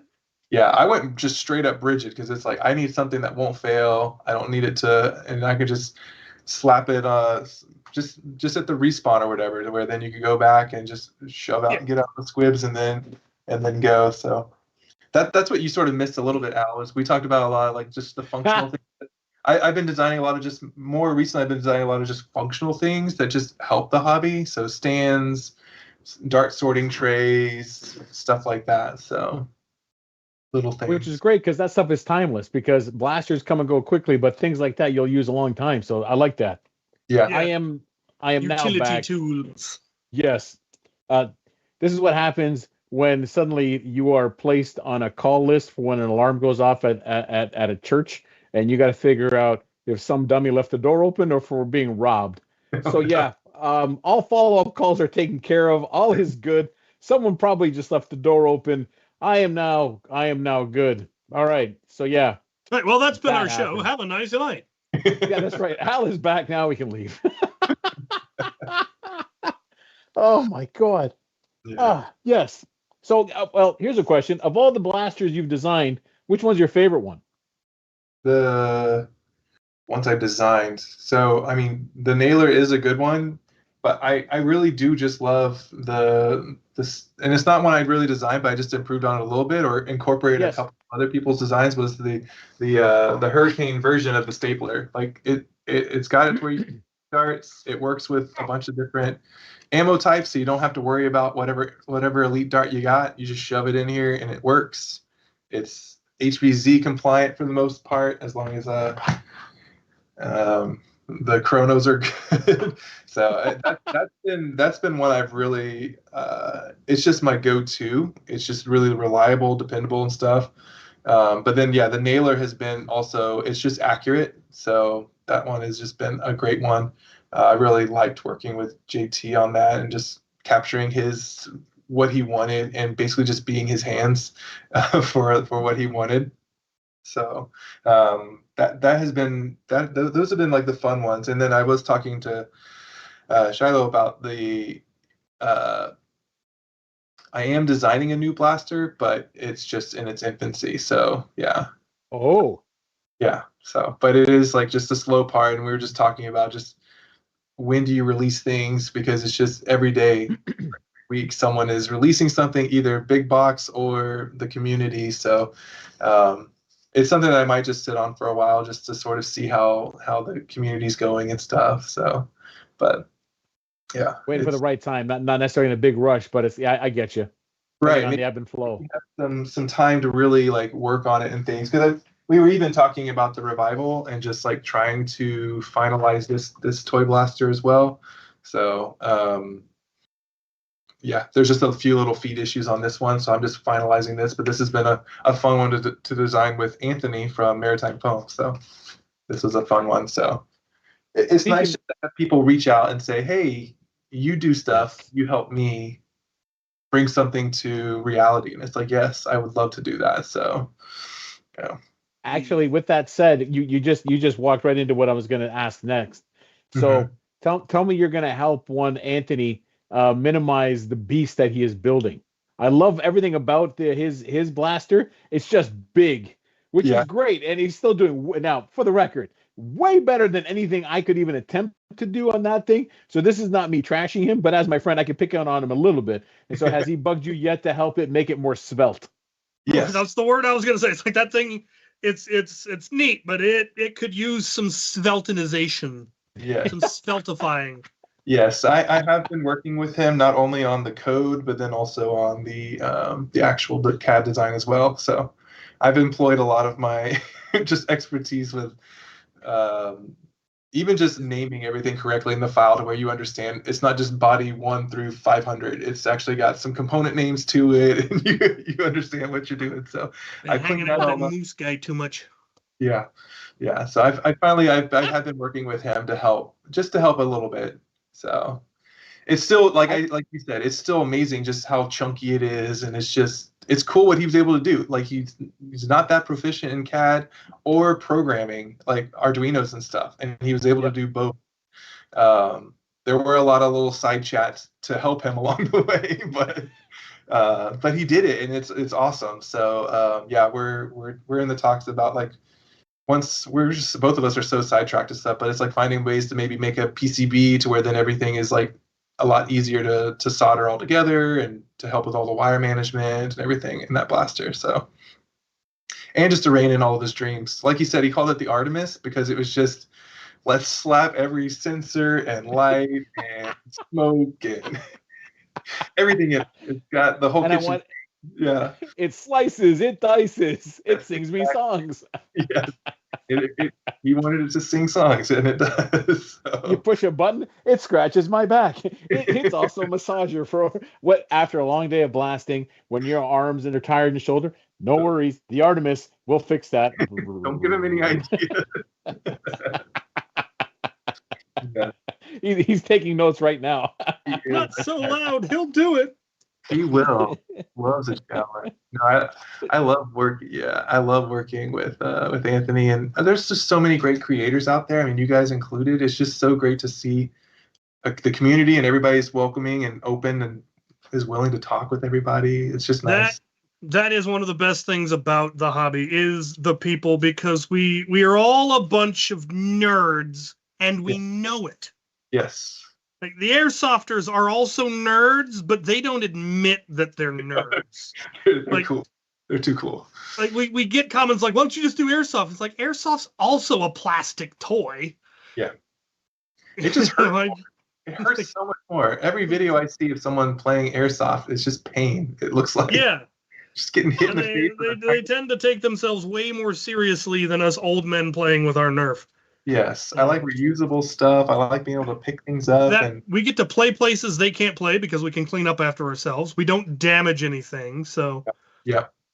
I mean, we can Nerf anywhere. You can Nerf in your backyard, in your living room, in a park, on campus. We've Nerfed on the naval batteries on the Puget Sound. Ooh. The old World War II forts, Fort Worden, Fort Flagler. We've Nerfed in malls. We've Nerfed in parking garages. You can't airsoft or paintball in any of those because you'd make a mess. Yes, exactly. You need a dedicated arena to play airsoft or paintball. We can Nerf anywhere. We can, yeah. And what else that's is the beauty. Now, to go back on the bunch of nerds and things like that, like people assume when they hear people doing Nerf, I don't know what they're picturing, but like a prime example, and this will go into two stories. That's why I'm glad this segues into it, was like the Friday at Maryland Mayhem, where, and I know Adam was in there as well, where all of us ended up at that one restaurant. And if you were looking at us, let's be honest, and you had no idea we were all there for a Nerf thing, we do not look like little nerd geeky kids. They're just playing with, oh dear God, yes, look at us all. Yeah. You wouldn't walk in there. That is a lot of humanity in there, and we all look like this for the most part. So don't pull some I got big brass balls, airsoft paintball, whatever you wanted to think you do there. Leave the testosterone at the door, because there's a lot of big, mean-looking humanity that just wanted to eat, and we're just happy that we're playing with toys. So I don't need to hear you preach to me about airsoft. Now, as we segue into that, you were there at the table, and I'm not sure if you could overhear. Yeah, you could remember when one Captain Xavier was having a standoff with my friend Jim about food and waiting to be served. Yeah. Oh man. Listen, I was one of the first people to get there, and I was the last person. I should have ordered that damn pizza. No, that was Saturday. I'm talking about Friday. Oh, Friday. That was at the tiny little barbecue joint? Yes, where we all stuffed in there. They were at a tables. Yeah. And I keep ordering more food. Yes. I'm getting more shrimp. Damn you, sir! You were totally right. The beginning of the cheesecake feud. Yeah. Yeah, if you that's didn't right. know us and you just walked in and you started hearing our conversation, it's not what you would probably be expecting a bunch of grown-ass men to be talking about. What are they talking about? Oh, some darts or foam. Yeah, yep. And let's face it, if you're a restaurant owner and it's late at night and you see a bunch of thugs, and let's face it, we all look like a bunch of thugs walking in your store, you're gonna be nervous at first, like this is not gonna end well. Are they drinking? Have they not been drinking? They all do not look happy. Yeah, meanwhile, at the end of the night, they're like, man, we made some money tonight. They were happy, they were jovial. Yep. Oh, Yep. that's right, I because who are you sitting with? Were you sitting with Anthony over on the other side, or think I was sitting close to Anthony that night. Yeah, that was the first mayhem I ever went to. I didn't get to see you guys the second mayhem, but yeah. Yeah. that's right, It was because that was that's right, 2 years ago, not this past one. right. Yep. Exactly. I keep forgetting that there wasn't one in between. I missed the second dinner at the poor place where Cap didn't get his food. They were prepared the second time, I heard. They're at least ready for you. Yeah, and we were smart enough. We sat near the door Yeah. Yeah. instead of the back corner. The back corner where you get forgotten. Yes. Well, the first time through, they weren't expecting us, and it's like, yeah, sure, you're bringing a bunch of guys. This is gonna be a mess. And again, same thing, because there was over 50 of us, and again, all of us. There's a lot of us that don't look all that friendly, and you're on the bar, and it's like, oh dear God, and we're serving. How's this gonna be? But it turned into it was a lot of fun, and everyone. And I remember we actually had our waiter, one of the waiters, or even two of them, came by the 11th hour the next day just to check out what we were about, and then thanked us profusely for how much money they made that night. I like that every time more food came out, everybody cheered. Why? Because that's what community's about, man. Come on. Exactly. No, it's a great community, and I really like seeing everybody. So it is fun traveling and seeing people. So versus just staying with your local communities, it is nice to see other people throughout the country and the world too, potentially. So Yeah. I've done 2 Nerf trips through Europe now. really, I did a 2-week one back in like 2022, mm-hmm. I think. Mm-hmm.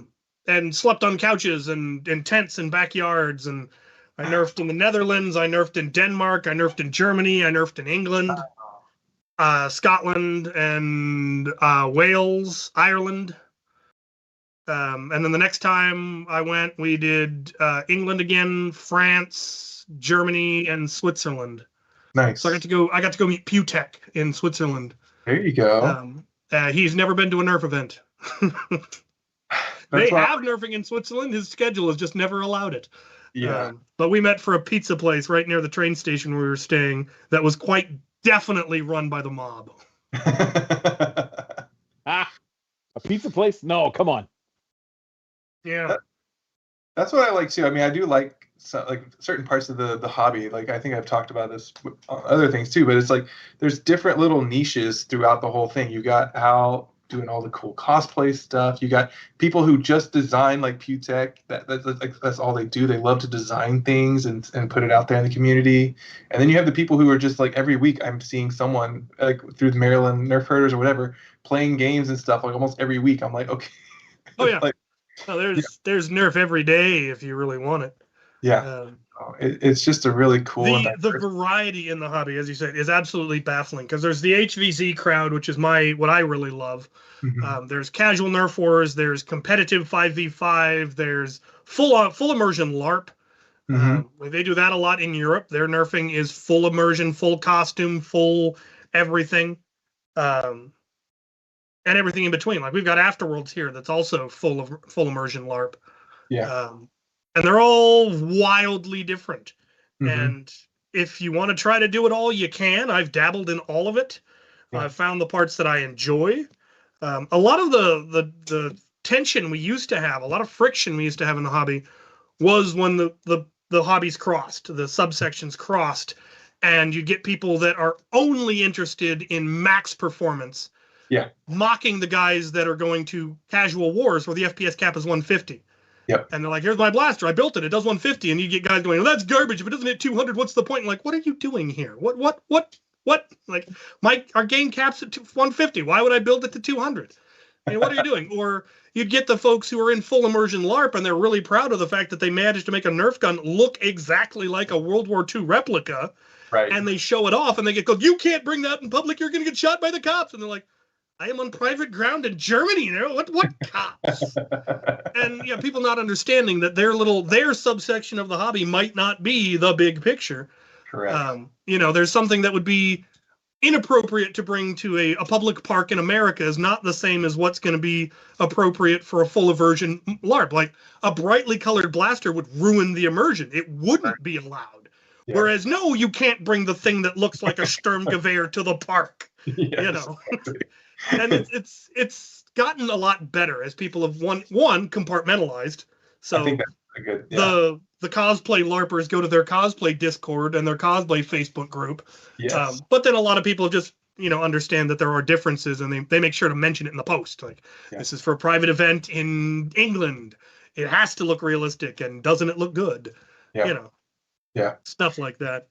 Those caps and stuff, I don't know if I want to get hit with a dart that's going 200 FPS, to be honest. Oh, Lord. I mean, there's places that don't have caps, and they've got blasters that'll hit 400. Yeah. The highest I've ever gotten a blaster was 500. And that put a hole in my dart net. Right. Yeah, it doesn't seem enjoyable at that point. No. Once you go past about 300, you're just doing it for the engineering of it. Can I do it?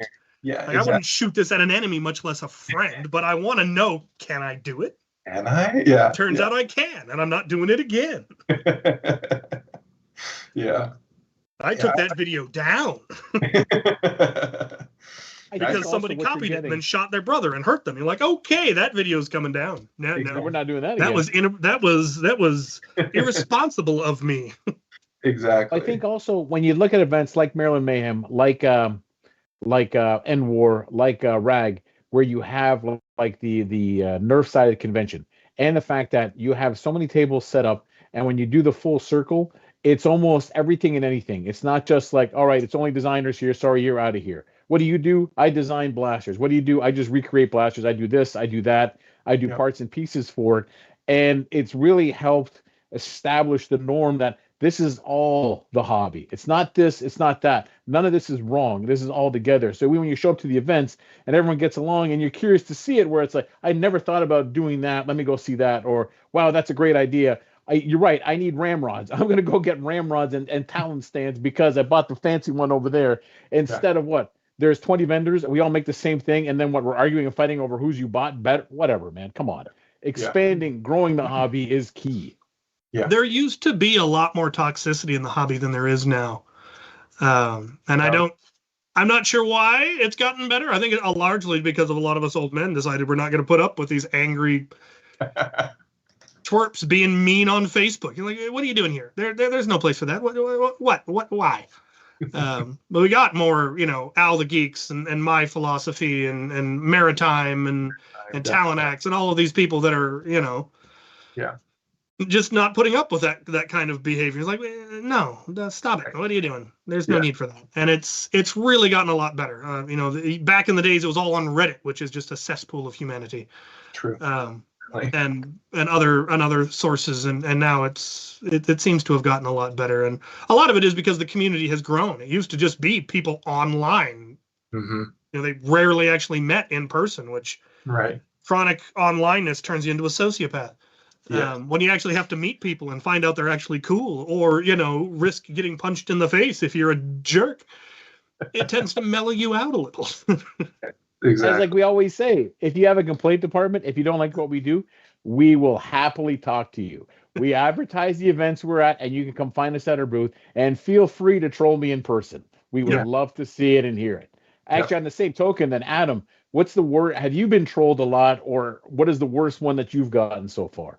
I don't know if I've actually gotten any true. I mean, sort of like what Cap was just saying is like, every once in a while, like on Reddit, like I stopped posting for the most part on Reddit because you would get a lot of actuallys or whatever about anything that you could post. So I typically stay off of Reddit and just post things on Instagram. But for the most part, everybody's pretty nice in the community. I've yet to have really anything too confrontational.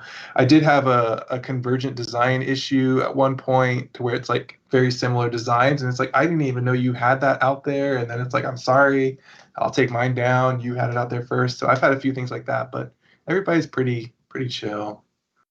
So yeah, my demeanor that makes me happy because you're way too nice to deal with it. Yeah, when I first started, I got a lot of the just do airsoft or get a real gun or whatever, folks. And I don't know if the culture changed or what, but I don't get any of that anymore. Yeah. Like when I first made my minigun and it went absolutely viral and was on every single clickbait website known to man, I got a lot of that kind of comments, but they all got buried by people going, dude, he's just having fun. Chill out. Get lost. You don't like it. Keep scrolling. You're like, that makes me happy. Yeah. I was really worried that we were going to get a lot of negative stuff from the Vice News pieces that got done, and it was almost all positive. And any of the negative stuff again got buried real quick. That was a risk. There were a lot of the locals when it came up here like, okay, we got a lot of big names up here. We got X-Fox, we got, Silver Fox, we've got Out of Darts, we've got Walcom. Do any of you want to get in on this? And they all said no, they didn't want to risk it because the previous big article that had been done was the New York Magazine one, and it just trashed the hobby.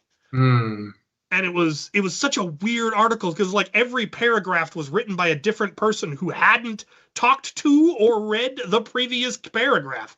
It made no sense at all, but it was absolutely not a positive piece. Yeah. And so when Vice News reaches out, which are not known for doing happy, friendly, fluffy, stuff. Yeah.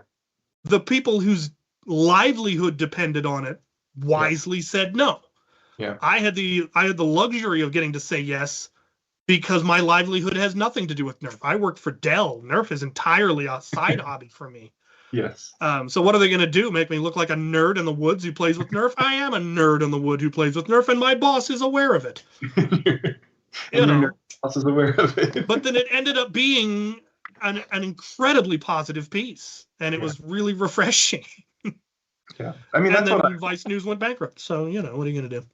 I mean, I see that. I mean, Doesn't there's matter. support in the community. Like almost every post I see, this looks awesome. Yes, I'm interested.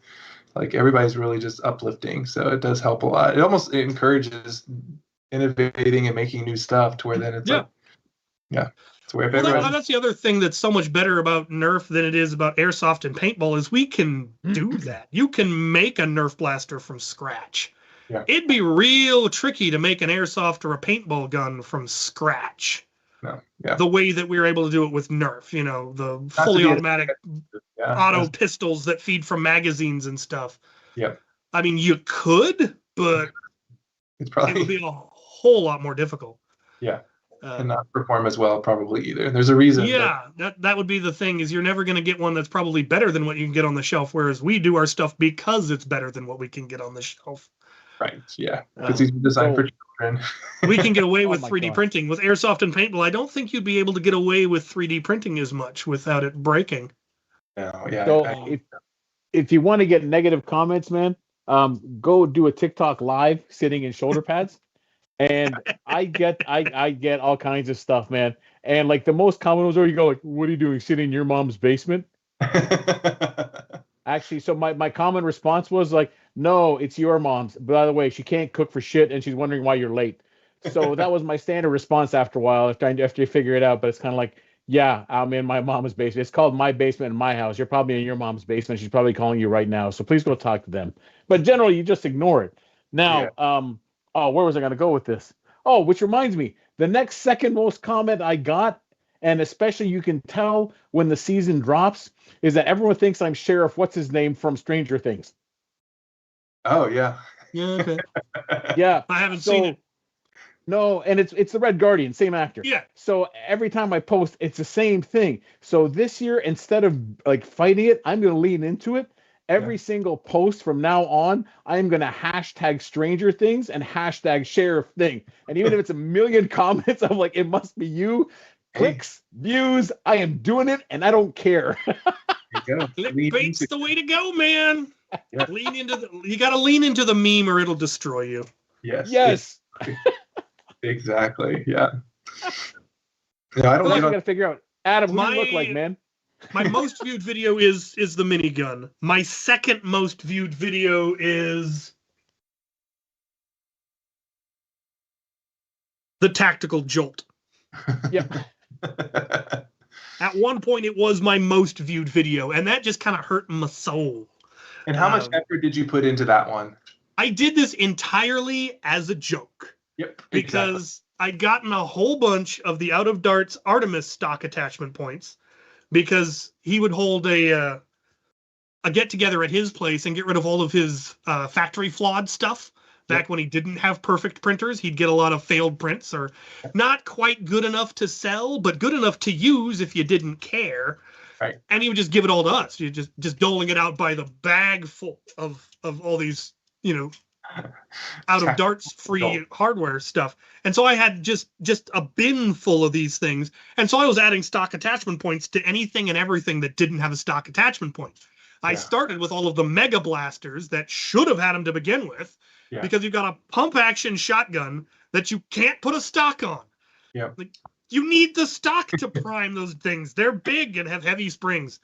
So I put it on, the Roto Fury and the Twin Shock and all these other blasters that didn't have stock attachment points. And I'd upload the video and someone would go, "You should put it on this." And you're like, "Yes, I should." So I'd run my account to my shop and do a video of putting it on that and upload it immediately. And they go, "You should put it on this." You're like, "Yes, I should." And I'd go out and do it. And somebody said, "You should put one on a Jolt." And I went, "Yes, I should." So I did, and I got partway through it, and I realized as soon as I upload this, someone's going to tell me that I should put a barrel attachment on it. So you just went ahead and did it. So I just went ahead and did it while I was in it, and just went ahead. And then they're going, you should put rail on it. So I put rail on it, and then you should paint it in your colors. So I painted it in my colors. It went ridiculously viral, and it was absurd. Andy, what about you, man? Adam, sorry, why did I say Andy? My God, my brain's elsewhere. Adam, what about you? What's the most viewed video you got, or most viewed thing? I don't even know. I don't know if I can go out there and look at it. It's probably something weird. It always is, like a maritime foam. His is like the dog ball launcher. It's just a dog ball. I remember him talking about it. So then I was like, yeah.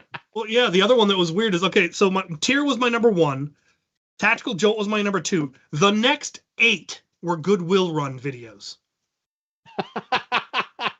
People love a good Goodwill. They love it. Like I know. It's weird. And when I was doing them, like I was going to 20 Goodwills in a weekend and coming back with a car full of Nerf. That's what they liked.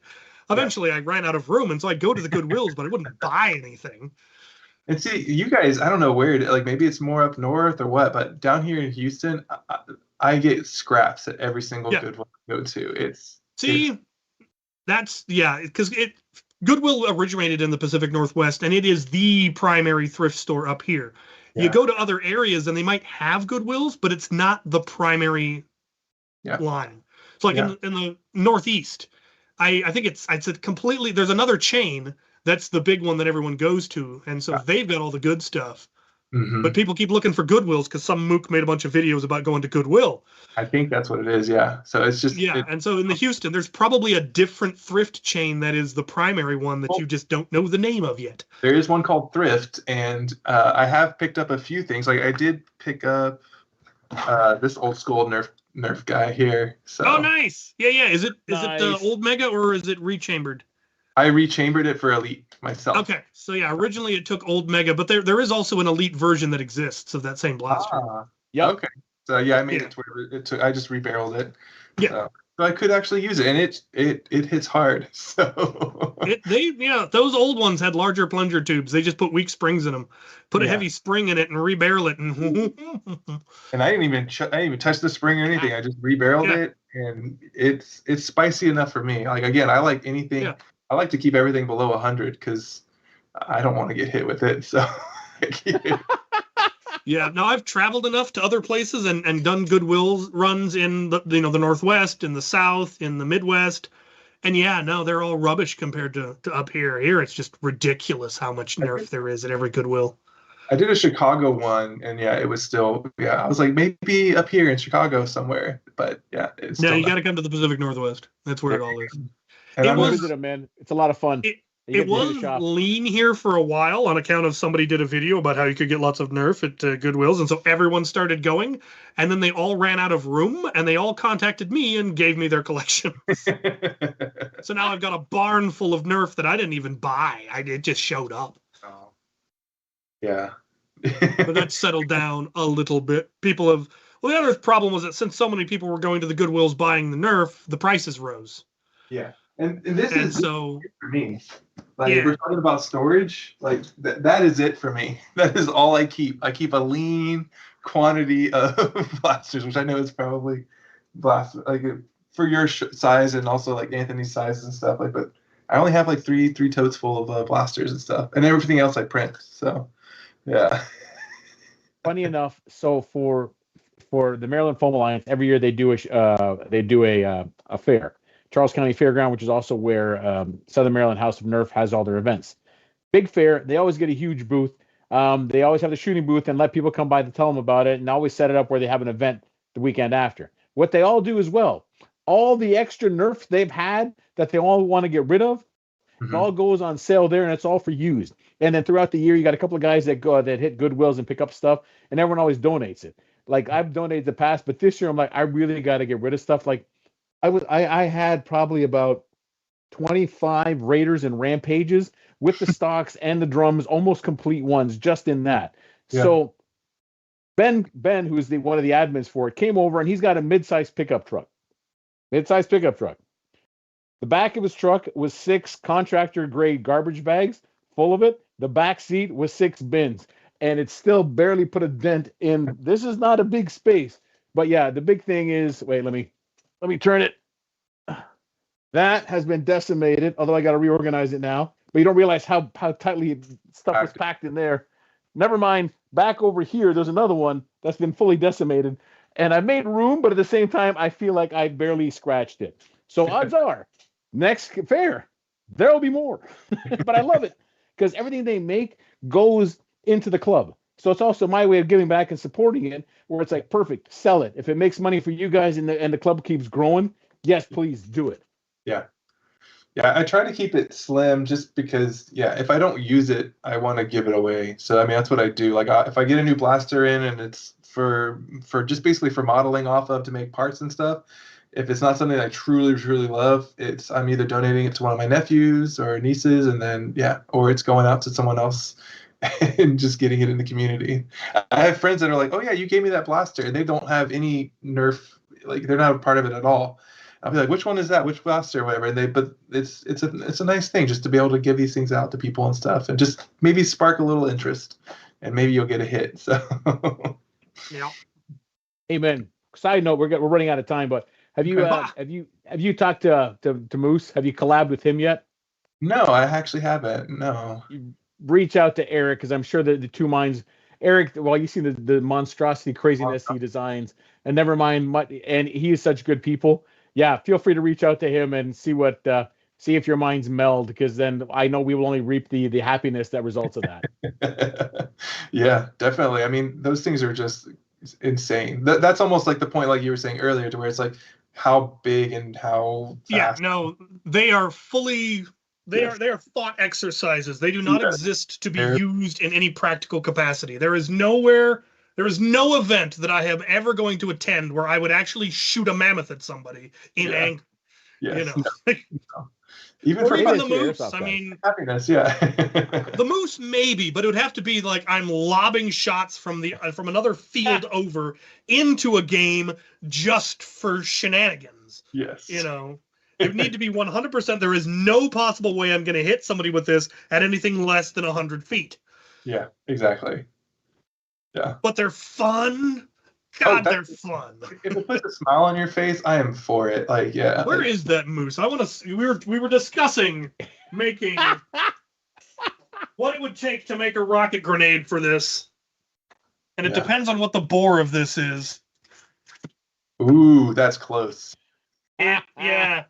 It needs to be just a little bit bigger. Even just some electrical tape on the bottom.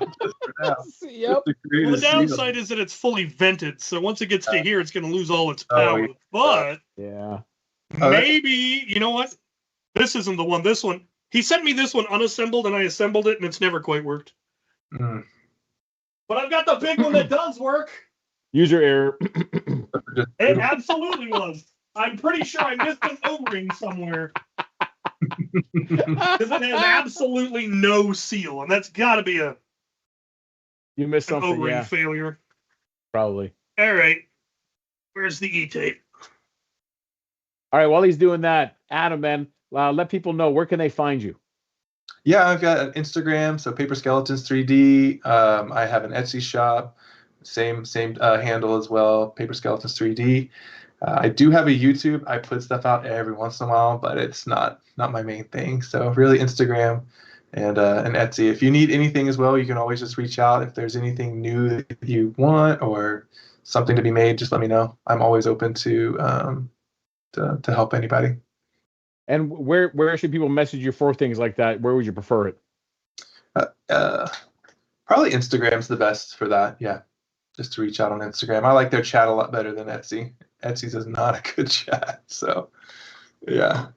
It's back and forth emails, and even at that point, they might ding you. Yeah, no. Yeah, Instagram is better.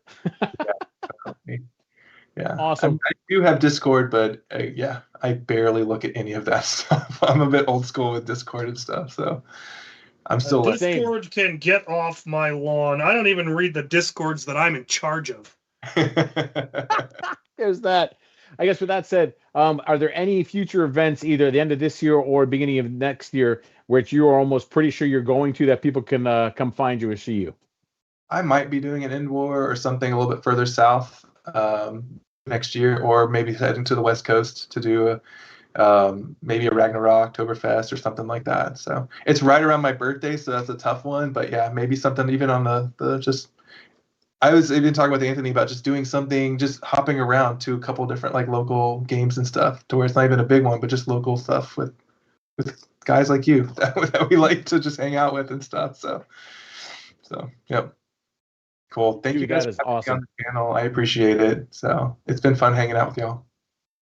Brother, you were just so easy. You're very fun. You're creative, and you're super smart, and it's always fun. Oh, there we go. We have a winner.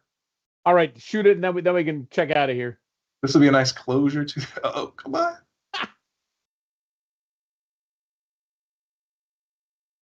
Woo! It launched. Womp womp. It needs a lot of work, but it left the barrel. Nice. Like you said, I think it loses all of its steam at the first event. So yeah. Nice. Rather than the E-tape, it would need to have a solid sleeve that fits over the bearings that doesn't prevent the bearings from spinning, but seals for the rocket grenade. Nice. Oh my God, absolutely. All right. With that said, Cap, you got anything quick to say, or are we good? So I can check us out. Buy my rockets. Buy his rockets. Support his capitalist. Support his new discovery of being a capitalist. Help this, because you know what that means. Who wants rockets? What kind of rockets do you want? Do you want Ultimator rockets? Do you want Titan rockets? Do you want Demolisher rockets? Rockets. I got rockets. I got rockets for days now. See, I've got lasers cutting my rockets, man. I am full high tech. Yes. Support him in his capitalist ventures. Why? We've all watched his videos. We all see the cool stuff that he makes. If this goes well for him, you know what that means? He makes more cool stuff, but even better, instead of just watching the videos, we might actually be able to buy it. So support him in his capitalist ventures. Also, the more money he makes, the more events he can go to. You all know how that works out. Anyways, in the meantime, that's pretty cool. Somebody asked if I had a skewer. Of course you do. It was on the wall. There's not much you don't have. This is true. All right. I do not have, nor do I have any desire to have, a lynx. I got one. All right, ladies and gentlemen, on that note. Are anti-lefty, and I will not have them in my house. Perfect. So again. So just. Oh, there we go. Wait, what was that? You're a lefty? I'm a southpaw too, yeah. See? I knew there was a reason I liked you. Al, he can stay. You get off the lawn. Oh. I was born. We've got you outnumbered, Al. Take that. For the record, born Eastern European Catholic. I was technically born left-handed, but when you got crazy aunts that decide you shouldn't be left-handed and teach you at a young age, yeah, I'm one of those, man. Yeah. I bat left. I shoot left like hockey sticks and everything else, but I'm technically right-handed. But it's No, you're amazing not. how You were I'm technically ambi. left-handed. You were abused. You were abused. Correct. This I explains had much. to deal with that in Catholic school. See? Yeah, I had a Catholic school teacher who lowered my grades because I was left-handed. She lost her job over it. Go figure. Yeah. For those following along at home, they don't realize we're having the same discussion with our man behind the curtain who has also been abused like this. The difference is he can swear and you can't hear him, and we have to remain PG. Correct, but not So for long he's because speaking the truth. Yeah. that's right. Ladies and gentlemen, thanks again for tuning in to another episode of Get Off My Lawn. As always, if you haven't already, subscribe and like our channel, share it, let everybody know what's happening. Like we said, we now have a dedicated web developer. We will have a website. We are excited about this so we can really launch and do what we want to do. With that said, this Wednesday, there'll be another episode of Foam Zone with one Andrew, a.k.a. Dart Sweep. And he's going to have someone from, well, at least that's the plan is, I'm not sure who it is, but he's most likely going to have someone from Ragnar Oktoberfest to talk about that event because that weekend is next weekend. Myself, one Maritime Foam, and one Dart Sweep will actually be in California for RAG. So come hang out, come see us. We're going to have tables. We're going to talk to people. Captain Xavier will not be at RAG. However, the weekend after that, he is going to be at Mall Madness. I will be in St. Louis hunting zombies in the mall. And with any luck, Sergeant Deplorable will be there with me. So we hope to make a good showing, which means we'll probably die and I'll finally be dead by midnight. Keeping me alive. That game runs from 9 p.m. to 4 a.m. and they won't let me die early. Terrible, I tell you. But yes, he will be at that one. So again, we're not fighting. We're just dividing and conquering. So depending on who you want to see, pick it. We won't judge. Just